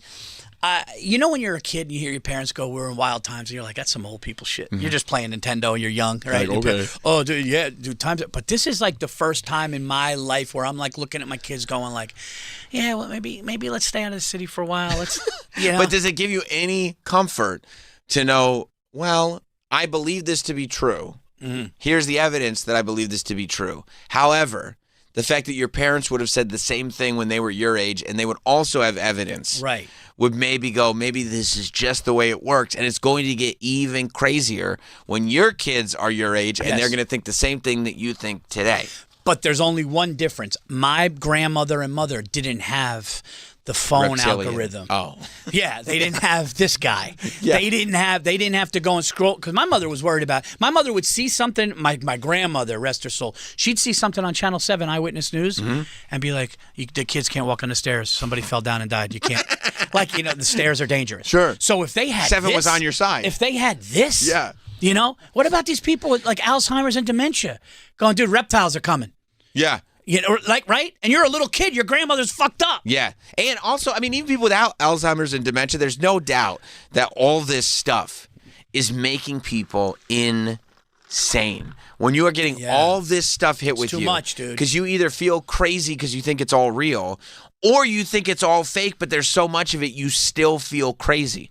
Like if you're like there's no way it could be true, and then you watch these two grown-ass, adult, well-dressed men, one of them with a smart-sounding accent, just talking about reptilians like there's nothing strange going on. That's what gaslighting is. It's designed to make you feel crazy. 100% correct. And your subconscious doesn't know the difference. If that guy was the CEO of UBS, you'd be like, oh, he looks it.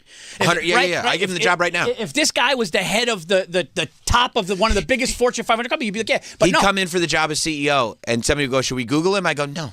Right. Look at him. No reason. You guys think he's full of shit? No, look at him. He's buttoned up. He's good. How about that accent on him? He knows some stuff. But he comes in. Dude, if that guy was dressed in a flannel and he was talking reptilians, you'd be like, lock him up. That's right. Right? Yes. But even look, dude, I just watched Ed Gein have sex with a dead body. Right. I didn't want to see it. It's in my right? It's in there now. There's no, because truth be told, I found out recently that I have some childhood trauma. Okay. Wow. And I'm going to be doing the EMDR. Is it the what is that? Can you look up ayahuasca? No. The what's the fuck? Is it EMDR therapy or? Yeah, but so a lot of people told me about this. Yeah, EMDR. Yes. Eye movement. Yeah. So basically, desensitization they just had somebody on the Breakfast Club talking about it. Giannis Pappas talked about it on Rogan.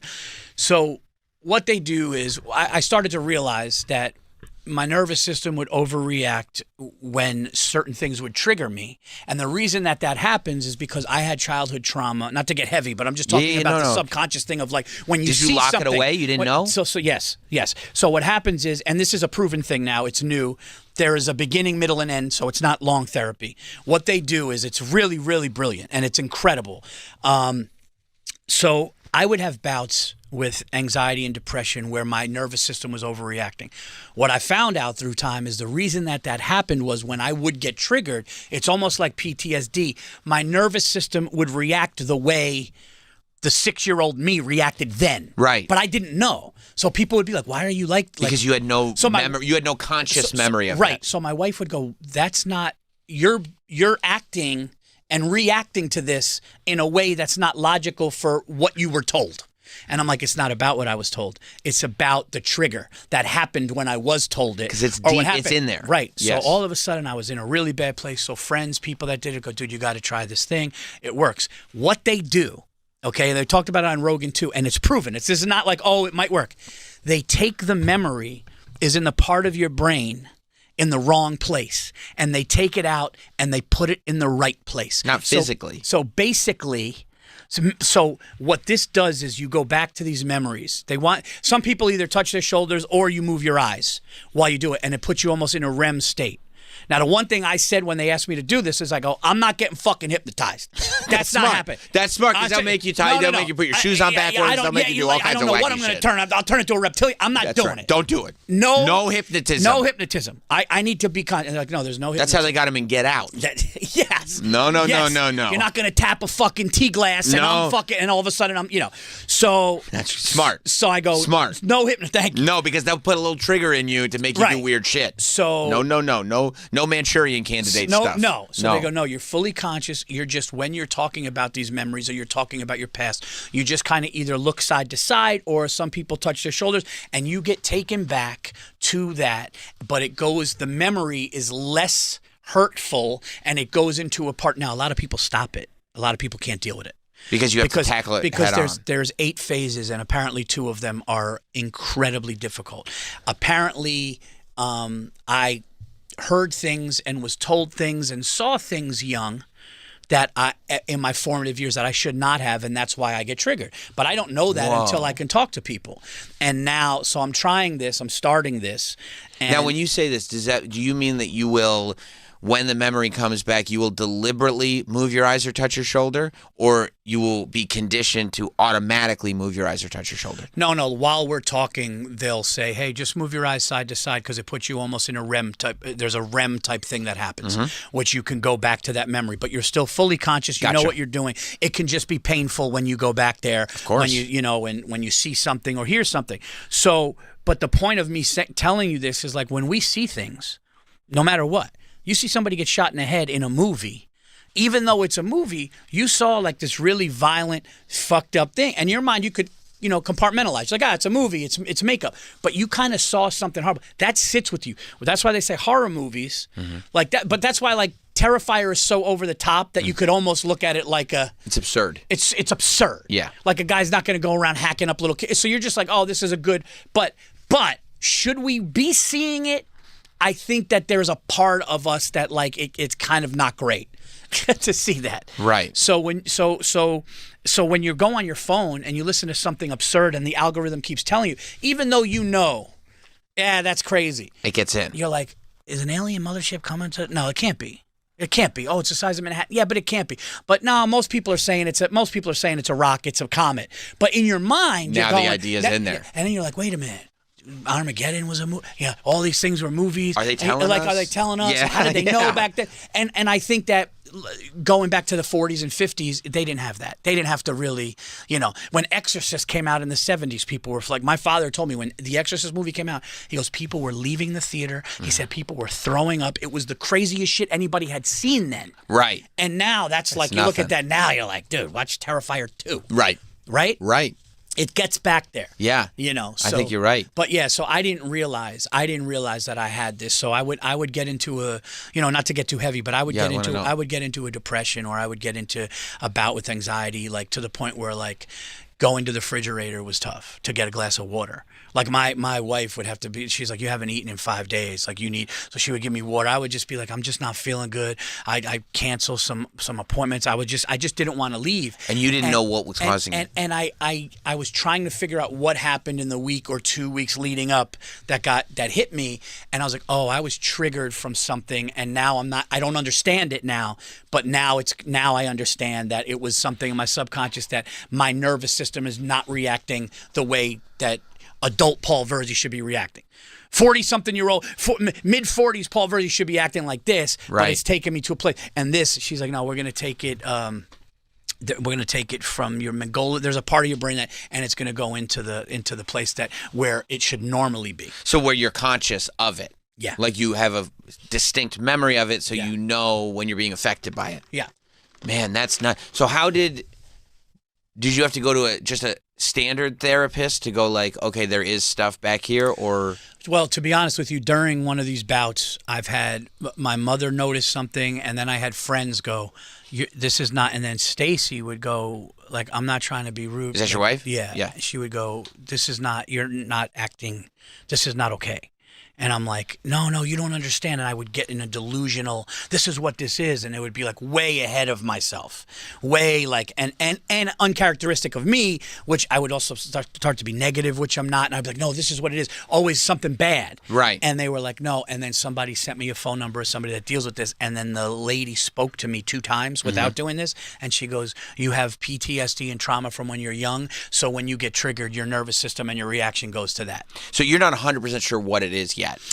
There's an ideas that, like, when my parents got divorced when I was 5, some awful shit happened, like as far as like what I saw too young and like that really like somebody shouldn't see. Right. And so, but the difficult part of this process is going to be that at some point in the 8-phase process, it gets put right in front of your face and you have to deal with it head on? You have to deal with it head on in the moment again, but it kind of takes, once you get through that hard part, it takes the sting out. Then it'll go to a place where the normal memory should be, where it should have been then. Where it's an unpleasant memory, yes, but it's not something that causes, like, it's not something that destroys your life. Right, and the reason why you don't know it is because it was your body and your nervous system trying to protecting you. It's protecting you. Oh, it's man. Fucking, dude, it's wild. That's wild. Yeah, and it's so funny. All the comedian friends like, dude, let me know how that works out. I want to fucking, because they want, all of them. Yeah, they want to do it. Yeah. Do you, like, when you find out stuff like that, do you go like, well, what else is my brain protecting me from? I know that I wasn't physically abused, and I know that I wasn't sexually abused. but I was in chaos. I was in unsafe environments, way too young. I was just a lot of stuff like that where like when you're 5 or 6, you shouldn't be feeling that. Right. But my body just protected it. But that's why I developed OCD when I was young. Sure. I was you like can control. because I would be a little kid and they would see me like walk around a wall in my house that you could just walk through to be the kitchen. They were like, why? Or I would tap a few times and they noticed it. My first panic attack was when I was in the 3rd grade. Wow. So like I didn't know what that meant or was, but it was because I was seeing shit and I just wasn't safe. But now this came up, like so something in my life would come up and like this, and it only happens like once every 10 years, once every 5 years, Sam. But I'll just get like. In 2016, I didn't leave my guest room for like 3 months. I remember reading I remember reading a book about Dangerfield, and they were like Dangerfield had bouts with depression, and he would be in a room for 2 months. I remember being like, 2 months? That's the craziest thing. Dude, functioning during those 90 days was nuts. But I was reacting to something irrationally, but it just took over my mind and body to the point where my body got physical symptoms. So how do you explain to the kids? Yeah, that's like that's actually Dad's going to be locked up here for 3 months. Yeah, it was. Well, luckily they were younger. They were like 7 or whatever. So it was just like Daddy's sick for a while. He's resting. Now, when it happened recently, my wife is like, it's on your face right now. You need to. So I would kind of I'd go into their rooms, kiss them, hug them, be like everything's cool, but then I would just go into the retreat in the room and be, and one of the hardest things was going to California. I had to get on a plane and go to California in the midst of it. And the morning of, I had an MRI on my brain. And the morning of. Were you having the MRI on your brain to try to explain what was going on? No. Or was it unrelated? It was unrelated, but triggered some things.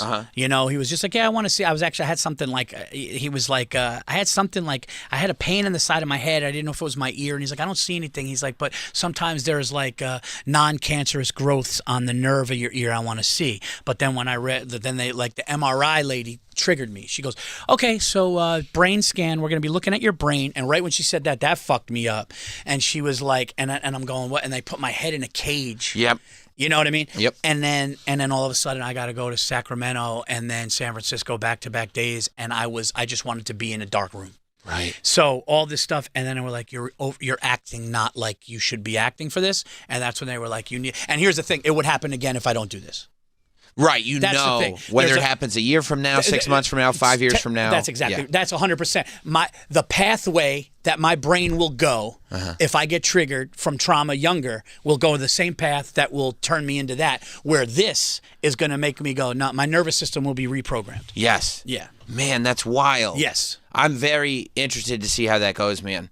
Yeah, I'm very interested because that whole idea of like, not only that level of repression. Yeah. And like the fact that like, you're like any sort of idea that, because I think we all feel like we're in control of our bodies and our brains, but the idea that the brain does something involuntary to kind of protect you is a crazy thought. Your brain is trying to protect you. When you're in fight or flight panic, it's actually trying to give you some sort of explanation and help you, even though it's a nightmare. Right. Because your brain, all your body wants to do is help you and protect you. So when you're in a panic state, you're trying to get an answer you can't get. It's unexplained. The panic comes from being unexplained. Mm-hmm. You don't know what the uncertainty of what's around you makes you panic, but that's your body going, we'll figure this out. Right. We're either going to start swinging on somebody or we're going to fucking run. Yeah. And I'm going to try to lead you in the right direction. If you shouldn't be swinging, I'm going to try to convince you to run this way. And Ed Gein just fucking chop people up during it. That's right. That was his body going we got to deal with this. You're going to the cemetery, you need another body. Right. Because he was schizophrenic. He didn't know. Right. We're rational, so our mind's got to go, hey, we got to fix this. Yeah. Yeah, that's wild, man. Yeah, that's not to wild. Get heavy. You know what I mean? I love it. Yeah, I love it because I don't know if I've ever heard of EMDR before. Yeah. But Giannis did it too? Giannis did it and it really helped him. He talked about it on Rogan. A lot of people are doing it. I forgot this rapper was just on the Breakfast Club. Oh yeah, it was Gucci Mane, right? Yeah. Or he's like EMDR is like, he goes, it really, because he would go through schizophrenia, right? Gucci Mane? Did he? I think that was part of it. Maybe. I don't know. Well, I know the EMDR is when something happens to you young, like bad, right? Let's just say like you saw your mom get smacked around and she was screaming, crying, and you guys were living in a one bedroom, something like that. You're not gonna through high school. You're not gonna think about it, whatever. But something can happen later in your life where you get triggered. Yeah. Like, what the fuck? That's not a normal reaction to that. Right. But it's because of that. This fixes that memory. That's wild. Yeah. Yeah, and I think there is so much that, like, even the way we were raised, where it's like, no, put a little dirt on it, suck it up, deal with it, you'll be all right. Yeah, even like look at the concussion shit now. Right. You know how many concussions we had growing up? Right. I had friends that got hit by cars. They were fucking hanging out the next day. Right, exactly. Just walk it off, brush it off. You know, now take a it's nap. like, It's now, like, no, don't take a nap. Are you dizzy? Are you dizzy? How do you feel? You know, you got to miss. Yeah, like even my son's high school, like he had a concussion playing basketball, and it was like, yeah, he's out for at least 15 days, and I was like, 15 days? He was fine. Right, he got his bell rung. Right, he got his bell rung. Right. Now it's like, now it's like very much cushiony. You'll be okay. Well, we're gonna sleep. Just sleep it off. Let us know. Take some Tylenol. Drink water. Yeah. We didn't do that. No. No. I fell off a skateboard going down the steepest hill because I got dared. It was, dude. It was. But you got dared. It was the most. Yeah, I got dared. You They had were to like, do it. nobody would ever, and I was like, I will. I need acceptance. I need acceptance. I'm an insecure asshole, right? And I got on this like shitty skateboard, dude. I mean, the most. If you saw the hill, you'd be like, how are you here right now? Right. And I just went down, and I think I saw a car. I panicked. I hit a pebble. I fucking flipped. My mom had me in a bath. It was filled with blood. Right. But next day, I was like hanging out. Put a little salt in there. You'll Put be a all little right. salt in there. Yeah, it's not like that now. No, and it's good that it's not like that. It's crazy, like how much, because you see, you hear about the advancements like in health, but also in mental health, and you're like, oh, this isn't all like new age nonsense. This is correct. This is what we should have been doing for years. Yes, and EMDR is newer, but 100% proven and has changed. But like I said, some people have such painful trauma, which I'm hoping I don't, and I don't think that I do. So I think that this will help me. But some people have it so nuts that they stop this. Well, yeah, and it almost becomes like, what's going to be more difficult?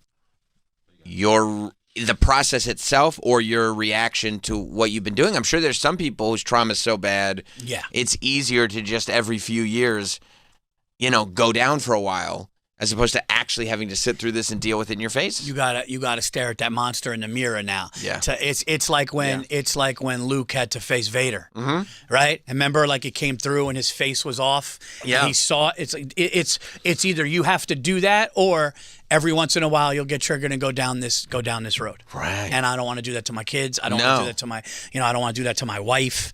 My wife had to deal with like me and it was hard for her. Like if I'm being really honest now, I'll tell you this story. My wife was having a hard time with it because she wasn't understanding. And she was like, she was talking about, see what happens when you have what I have, or when you have any kind of like anxiety or fight or flight because of post-trauma stuff, right? The people around you go, well, that just happened. That's not a big deal. And we had to go out to dinner and I had to go, babe, it's not about that. It's not about that. It's not about the MRI they asked me to do. It's not about the all the little things that you think led up to this. It's about me going back to me getting triggered and my nervous system is reacting. I know it's unreasonable. Right. And she was like, oh, and then she was like, well, what happened? And then I just started talking to her about when I was a kid and certain things. And like, I saw it register with her because people that don't know go, why are you upset about, let's just say a toothache. I'm just going to say a toothache. Sure. Yeah. Like you go, you find out there's a toothache, but then, and all of a sudden you start to get, and like, dude, it's a toothache you fucking put, it's like, no. That has nothing to do with my tooth. It has nothing to do with that doctor's appointment. It has nothing to do with my tooth. Something triggered me from when I was younger.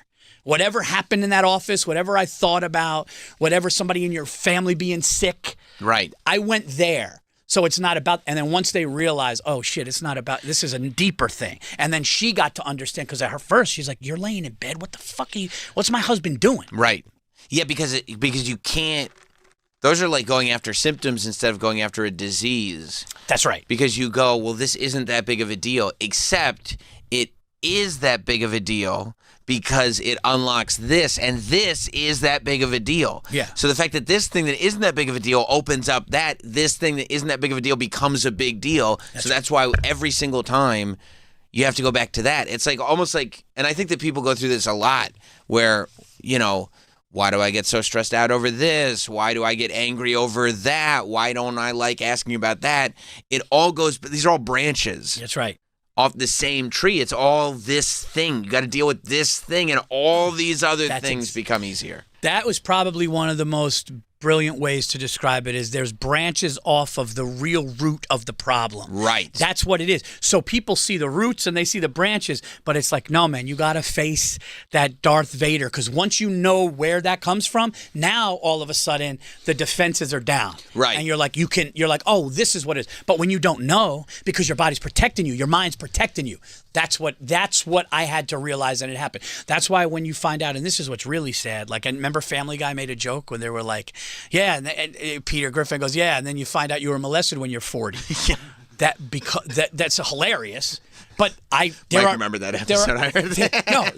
There are people, unfortunately, and thank God I was not. Yeah. But there are people that, like, when they're 40 and 50, they go, oh shit, I was molested by my uncle, and they don't remember it until then because of that. Right. Because your body's protecting you. That's what's nuts. Right. And that's why I'm hoping, knock on wood. I mean, people say sometimes, verbal abuse and certain things could be worse, but I think mine is more things I saw and all that stuff. So I didn't have that happen, but that's why people find out horrible shit later. Yeah. Because your mind's going, we can't let you remember that. So how long is this process? Like you said, it's the beginning, middle, end. How long is the process? She said it's like 8 phases. She says she thinks my whole thing will be 12 weeks or less. Oh, wow. She said 12 weeks or less. Well, that's less than I thought. Maybe 8 weeks. But it's intensive? Yeah. She said 2 phases out of the 8 are going to be really uncomfortable and hard for me. Okay. And then she said the other 6 are just kind of just dealing with it, like maintenance. Do the work. And all that, do the work and all that stuff. So I was willing, people like, are you willing to do this? Do you want to do it? I'm like, yeah, because I don't want to have something happen later in my life where all of a sudden my nervous system goes back to when I was younger. Right. That's nuts. So when do you do it? Well, I'm doing one today, but I don't know if we're doing the first one of these because we're still in the process of like But the process is literally starting now. The process has started, yeah. Wow. Yeah. That's great, man. Yeah, and that's why I fucking think, I believe shit. I believe doctors. That's why I believe Garth Brooks is a serial killer. Right. The reptilians are coming. You're open to everything now. Right. In not a great way. No. Right. You're too open. I shouldn't have. She said something to me that I should have. She said something to me, and I got to tell her this when I talk to her. She goes, I need you for a little while to not watch, don't read anything about medical stuff, and don't watch anything violent. And I watched Ed Gein. So I really have to tell her, listen, we may have to start in November. Yeah, I got to tell you, I did something wrong. Did you watch anything violent? I mean, is sex with a dead body? I know. Yeah. So is sex with a dead body violent? Did he kill her? He did. Yeah, he did. Yeah, he did. Yes. I just realized as I'm on your show right now, I watched the absolute worst thing against her. What she said, She said, here's the best part though. You know what she said? She goes, you got to tell your wife and people around you that love you that they can't argue with you for a while. That's great. And that's a great perk. But she goes, don't read anything about medical stuff and don't watch violence. And I literally watched the Ed Gein story. So, but don't worry, it was bullshit. None of it. Dude, it was acting, and all I learned was that Alfred Hitchcock is a pervert. Wow. Yeah. Well, I can't wait to. That's so funny that you're gonna have to go and be like, no, I was actually doing this radio show and I realized I watched actually the most violent thing on television right now. I swear to God, I just realized that, and I'm gonna tell her do we need to wait? Because I don't want to start moving my eyes and start having some fucking Ed Gein stuff, which it's like, no, Charlie Hunnam with a fucking chainsaw. Why does it all come back to Ed Gein? No, I just happened to watch that the first week of the process. I wouldn't have ever remembered it. Oh my God, she told me don't watch. She might. I'm gonna say, did you mean during the actual?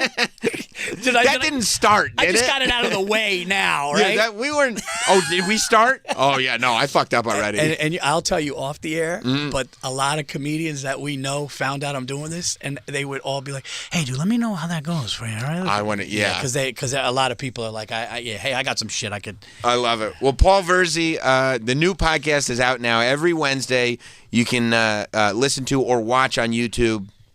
Paul's Best Podcast. It just launched earlier this month. Huge guests already, like hilarious guests, Pete Davidson, Mark Norman, everybody. Yeah. And it's a really cool concept. It's really well done. Soder. Check it out. PaulVerzi.com, @PaulVerzi. See him when he's near you. Thanks for coming by, man. It's always good to Yeah, with you. And if you guys, the 5th of November, which is next week, I'll be at the Addison Improv in Dallas. Nice. The next night, on the 6th, I will be in Houston at the Punchline. Houston's underrated, dude, for comedy. So check that out. November 10th, guess what? Paul's Best Podcast is doing a live from Gotham, the first one for the New York Comedy Festival with New York Nick legend John Starks will be my guest. So I'm excited about that. That's awesome. Thanksgiving Eve, Levity Live, where I shot my Netflix special. And guys, one thing I'm really excited about, on December 12th, if you are in the tri-state, I am doing the Edmond Town Hall. It's a big room, so we got to sell some tickies. But it's Edmond Town Hall in Newtown, Connecticut on December 12th. All dates. Then we're going to Comedy Connection on New Year's Eve. We got DC coming up. We have Tampa coming up. PaulVersey.com. And yeah, check out Bone to Pick with me and Bobby. Me and Burr are still picking NFL games for BetMGM. All the stuff. Check it out. And thank you so much for having me to plug the new pod too, man. Anytime, man. Always good. We'll talk to you guys tomorrow. There's more Sam Roberts Show after this.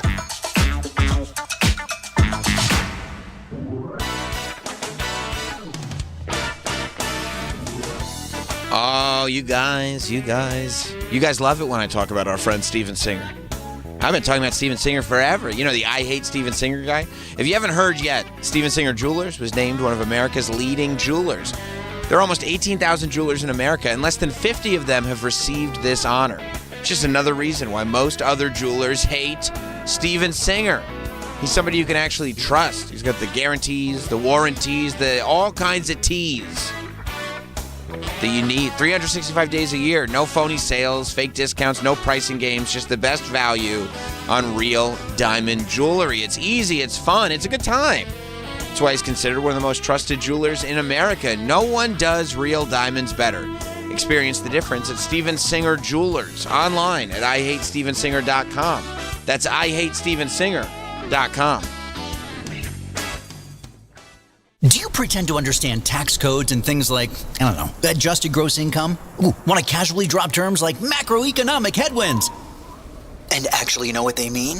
Tune to the SiriusXM business channels. They break down stuff like tariffs and trade policy. Get the latest on inflation, the economy, and taxes. Everything from Wall Street to Washington. From career advice or learning about ETFs. Seriously, what are those? The SiriusXM business channels can help. Starting at channel 112 and on the SiriusXM app. Just search business. This show is sponsored by BetterHelp. BetterHelp therapists have helped over 5 million people worldwide on their mental health journeys. That's millions of stories, millions of journeys, and behind everyone is a therapist who showed up, listened, and helped someone take a step forward. Moments in therapy, like the right question, a safe space to cry, or a small win, can change lives. This World Mental Health Day, BetterHelp is honoring those connections and the therapists who make them possible, while showing how easy it is to get guidance from a licensed therapist online with BetterHelp. BetterHelp therapists work according to a strict code of conduct and are fully licensed in the U.S. This World Mental Health Day, we're celebrating the therapists who have helped millions of people take a step forward. If you're ready to find the right therapist for you, BetterHelp can help you start that journey. Our listeners get 10% off their first month at BetterHelp.com/Teft. That's BetterHelp.com/TEFT.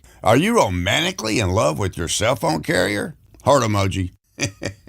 I've never heard anyone say that they love paying over $1,000 a year for cell service. Chuck McDowell here to save you money and find true love with Red Pocket Mobile. Forget everything you think you know about cell carriers. Red Pocket Mobile has reinvented cell phone service with better coverage, better rates, and better service. Red Pocket plans start at just $10 a month for unlimited talk, text, and data with no price increase ever. Plus, Red Pocket gives you not one, but all 3 major 5G networks to choose from for the best coverage ever. And you get to keep your phone and number. Now that's something to fall in love with. Red Pocket Mobile, your new ultimate cell carrier. Switch now and get one locked-in low price, 3 5G networks, and live customer care in less than 2 minutes. Go to redpocket.com. That's redpocket.com, redpocket.com. Hi, I'm Steven Singer. Yep, that's me, the I Hate Steven Singer guy. People stop and ask me all the time, what does this mean, I hate Steven Singer? Well, mostly it's other jewelers that hate me. Why? Because people don't like to shop in their stores because they're either intimidated or they're scared of getting ripped off. And you know what? They may be right. Let's face it, you go to Tiffany's and you're going to get a great product, but you're going to pay 2 to 3 times what it's really worth. You go to a chain store and you're going to get something that's cheap, but it may be a piece of crap. Or you buy something online and then you want to speak to someone. That's if you can even find a phone number to call, and you get some overseas phone operator who's never seen your ring and probably never will. Oh my. Can you imagine telling your future wife that's how you picked out her engagement ring? The symbol of your love and affection? The most important gift you're ever going to give her? Oofa. So don't settle for a crappy price, crappy quality, or a crappy experience. Buy real jewelry from a real jeweler. Visit me, the real Steven Singer, and find out why most jewelers in America hate me. On the phone, 888-I-HATE-STEVEN-SINGER. Online, IHateStevenSinger.com, or at the other corner of 8th and Walnut.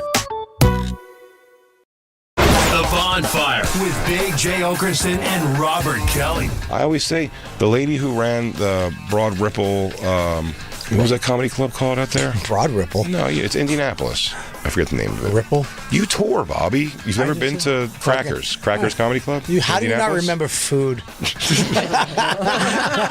like if they named the club Pizza and Fries. The Bonfire, weeknights at 5 p.m. Eastern on Faction Talk, or anytime on the SiriusXM app. The NASCAR Championship is on the line, and SiriusXM will take you to the track for every thrilling turn. 1, 2, 3 cars crashing and colliding. Sunday at 2 Eastern. 4 drivers enter with equal points. The highest finisher takes the crown. This is Denny Hamlin. This is William Byron. Hey, this is Chase Briscoe. This is Kyle Larson. And driver to crew chatter on the SiriusXM app puts you in the car for every lap. Let's go get a championship, baby! The NASCAR Cup Series Championship live from Phoenix. Listen on SiriusXM NASCAR Radio Channel 90 in the car and on the SiriusXM app.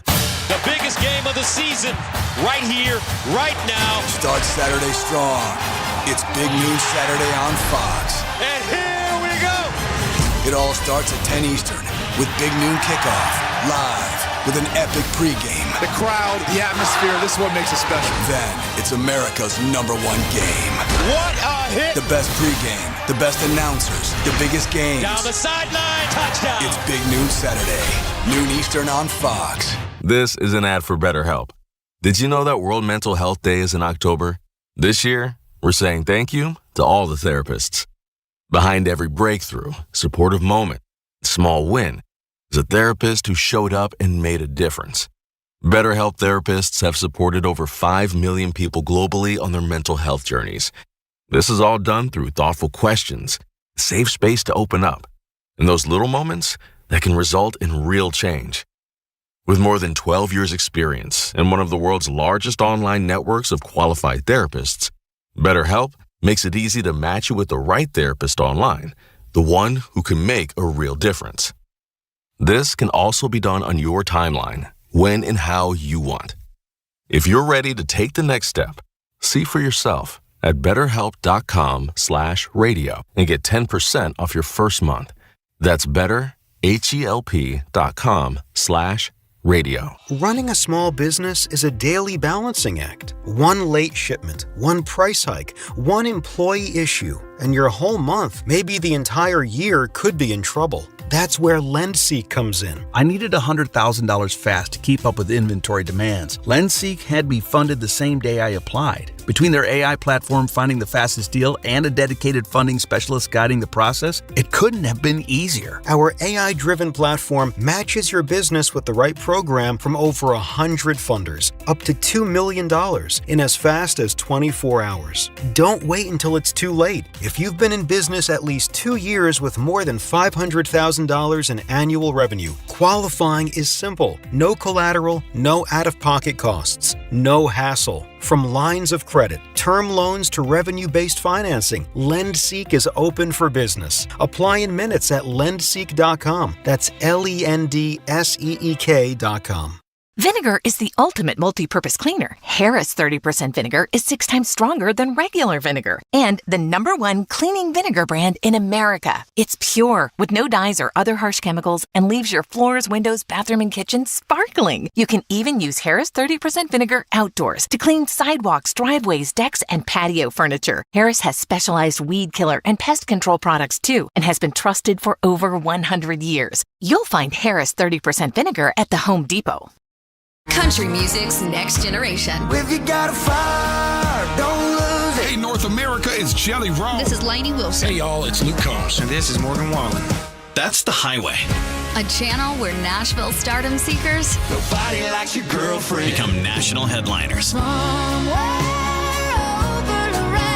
For new country, no commercials. The destination is The Highway, Channel 56. Or listen at home with the Sirius XM app. Ladies, are you at home with the kids in school right now or working a dead-end job to help pay the bills? How about your guy and his job? It's time to change your lives and own your own business. Mr. Samless, the #1 wood floor refinisher in the world, is looking for couples to open in your neighborhood. Ladies, you got this. You make the calls, do the quotes, set the schedule. He does the service, or vice versa, and you work from home. Couples get a huge discount to come on board. You get the franchise, the territory, the training, business coaching, the manual, the cloud-based CRM, the equipment, marketing materials, and solutions, all for just $19,000. You can put that on a credit card. Full-time Mr. Sandless franchisees in 2024 earn $255,000. Top locations make even more. And who's the best owner of a Mr. Sandless? A couples team. Ladies, you got this. Check out msfranchise.com for financial freedom. Check out msfranchise.com. This show is sponsored by BetterHelp. BetterHelp therapists have helped over 5 million people worldwide on their mental health journeys. That's millions of stories, millions of journeys, and behind everyone is a therapist who showed up, listened, and helped someone take a step forward. Moments in therapy, like the right question, a safe space to cry, or a small win, can change lives. This World Mental Health Day, BetterHelp is honoring those connections and the therapists who make them possible, while showing how easy it is to get guidance from a licensed therapist online. With BetterHelp, BetterHelp therapists work according to a strict code of conduct and are fully licensed in the U.S. This World Mental Health Day, we're celebrating the therapists who have helped millions of people take a step forward. If you're ready to find the right therapist for you, BetterHelp can help you start that journey. Our listeners get 10% off their first month at BetterHelp.com/Teft. That's BetterHelp.com/TEFT. The best cigars, the best deals, and no BS? Gotta be Famous Cigars. We've been family owned since 1939, so we know how a great cigar makes a great experience. Check out this special offer exclusively for SiriusXM listeners. Get 8 premium cigars for $8 when you visit famouscigars.com/XM8. The curated sampler is worth over $60 and yours for just $8. Top quality brands like Drew Estate, Macanudo, Camacho, and more. Over 80% off and only for SiriusXM listeners. Visit famouscigars.com/XM8. We're your one-stop cigar shop for everything cigars. 8 cigars, $8, while supplies last. famouscigars.com/XM8. famouscigars.com/XM8. Famous Cigars does not sell tobacco products to anyone under the age of 21 or the minimum age in your local jurisdiction, whichever is higher.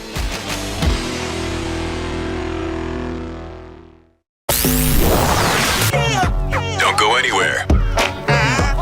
More Sam Roberts Show starts now. Welcome to the show. Welcome to Sam Roberts Show. We got any pets coming in today? Any animals? I was happy. I did get a couple of messages from people after Mr. Toots was in, walking around the studio with just the word cookie with a question mark.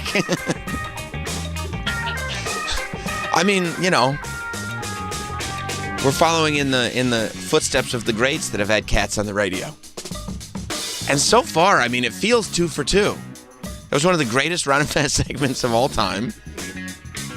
And I really only got positive feedback on the Mr. Toots segment yesterday. It's available on demand on the app.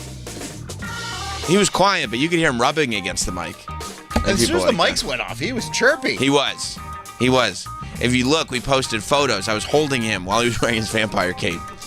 I was holding him for a photo, but what people don't know, and this didn't come up on the air because he was walking, what people don't know is whenever you hold Mr. Toots for more than like 3 seconds, he starts going, he doesn't like to be held. You also held him like you had never held a cat before. Yeah, you held him the wrong way. You didn't know what the hell I was trying to just scoop him. You gotta hold him like. Well, he's also under his legs. He's a particular type of cat too. Rascally. Yeah, he's a bit of a rascal. Look at that leg dangling. I mean, well, look at. Yeah. You gotta give him some support. He had plenty of support. That's like how my daughter held our cat the first day she got her when she was like 4. Well, I mean, I don't have cats either. It should be a natural thing. Like, oh. What, holding cats? No. How'd you hold a baby the first time? Not with the legs dangling. You'd hold like a doll. Yeah. You just hold it up by the armpits. So, you love unnaturally. Like, you don't know what to do with affection. What are you talking about? It's on my cat. I'm trying to take a picture with it. You don't know what to do with affection. I'm not trying to make out with Mr. Toots. I'm not asking you to. I'm just trying to hold up the cat. It does look like you're having fun, though. You're having a good time with Mr. Toots. Well, I mean, it's hard not to have a good time with Mr. Toots. He really does. He really does bring the mood up. And did you see, by the way, because I always like to... I always like to... make sure that the guests have a good time, and if they're maybe even communicate with them after the show. And so I did see that Mr. Toots had left a comment on the Instagram, and so I hit him back. That's cool, you. Just so you know, I said thanks for coming in. You were great. I'm sure he appreciated that. Okay, good. We were walking through the hallways. Everybody was making a fuss. Oh, really? He took pictures in front of the step and repeat out front. He likes that. He loves it. He loves attention. He does. Now, when he took pictures in front of the step and repeat, was he held, or did you let him kind of just... He was by himself. Yeah, so he had to get low for the picture. Sure. Sure. I like that. I like that vibe. Yeah, I kind of wanted, I don't know if he would have stayed, but him to just kind of sit next to me. And he was for a little bit. No, I meant like on the floor, and so the photo could be him like right next to like my ankle or something. Yeah. Because, we always take a photo with the guests just standing next to each other. But I mean, he really did. He was electric. He was. Yeah. And he was so proud of himself when he went home yesterday. Really? You could tell he was in a great mood. Oh, really? Yeah. You think it was because of the people that he met, or do you think he realized the media opportunity that he had? I think all the above. Yeah. Yeah, I think so, too. He realized too. that he was, in front of greatness, That's really kind. But I get it. That's really kind, though. And, I mean, also, he's got to feel good because it's like, okay, you're following Oz the Mentalist. Yeah. That's tough. He's a pro when it comes to doing appearances like this, and he was awesome on the show. He was. And then to have to come in and be like, okay, this is who I'm following. I got to follow this, yeah. And he did, man. He stepped up to the plate and knocked it out of the park. He really did. A lot of people in the comments. Oh, great show today, but this was the highlight. And I was like, I said, the cat what? They said, yeah, the cat. I was like, oh, all right. Okay, well, maybe we need to bring it. I don't know how we follow up Toots Day next week. I think, I don't know. It's going to be tough. People are going to have expectations. We can't just do that every week. We can't. We could. No, he's here one more week. So if you want him in again, I'm sure I'll talk to his people. And then he's going back to Florida? Yeah. He's going to be pretty happy back there. Well, he's going to be actually,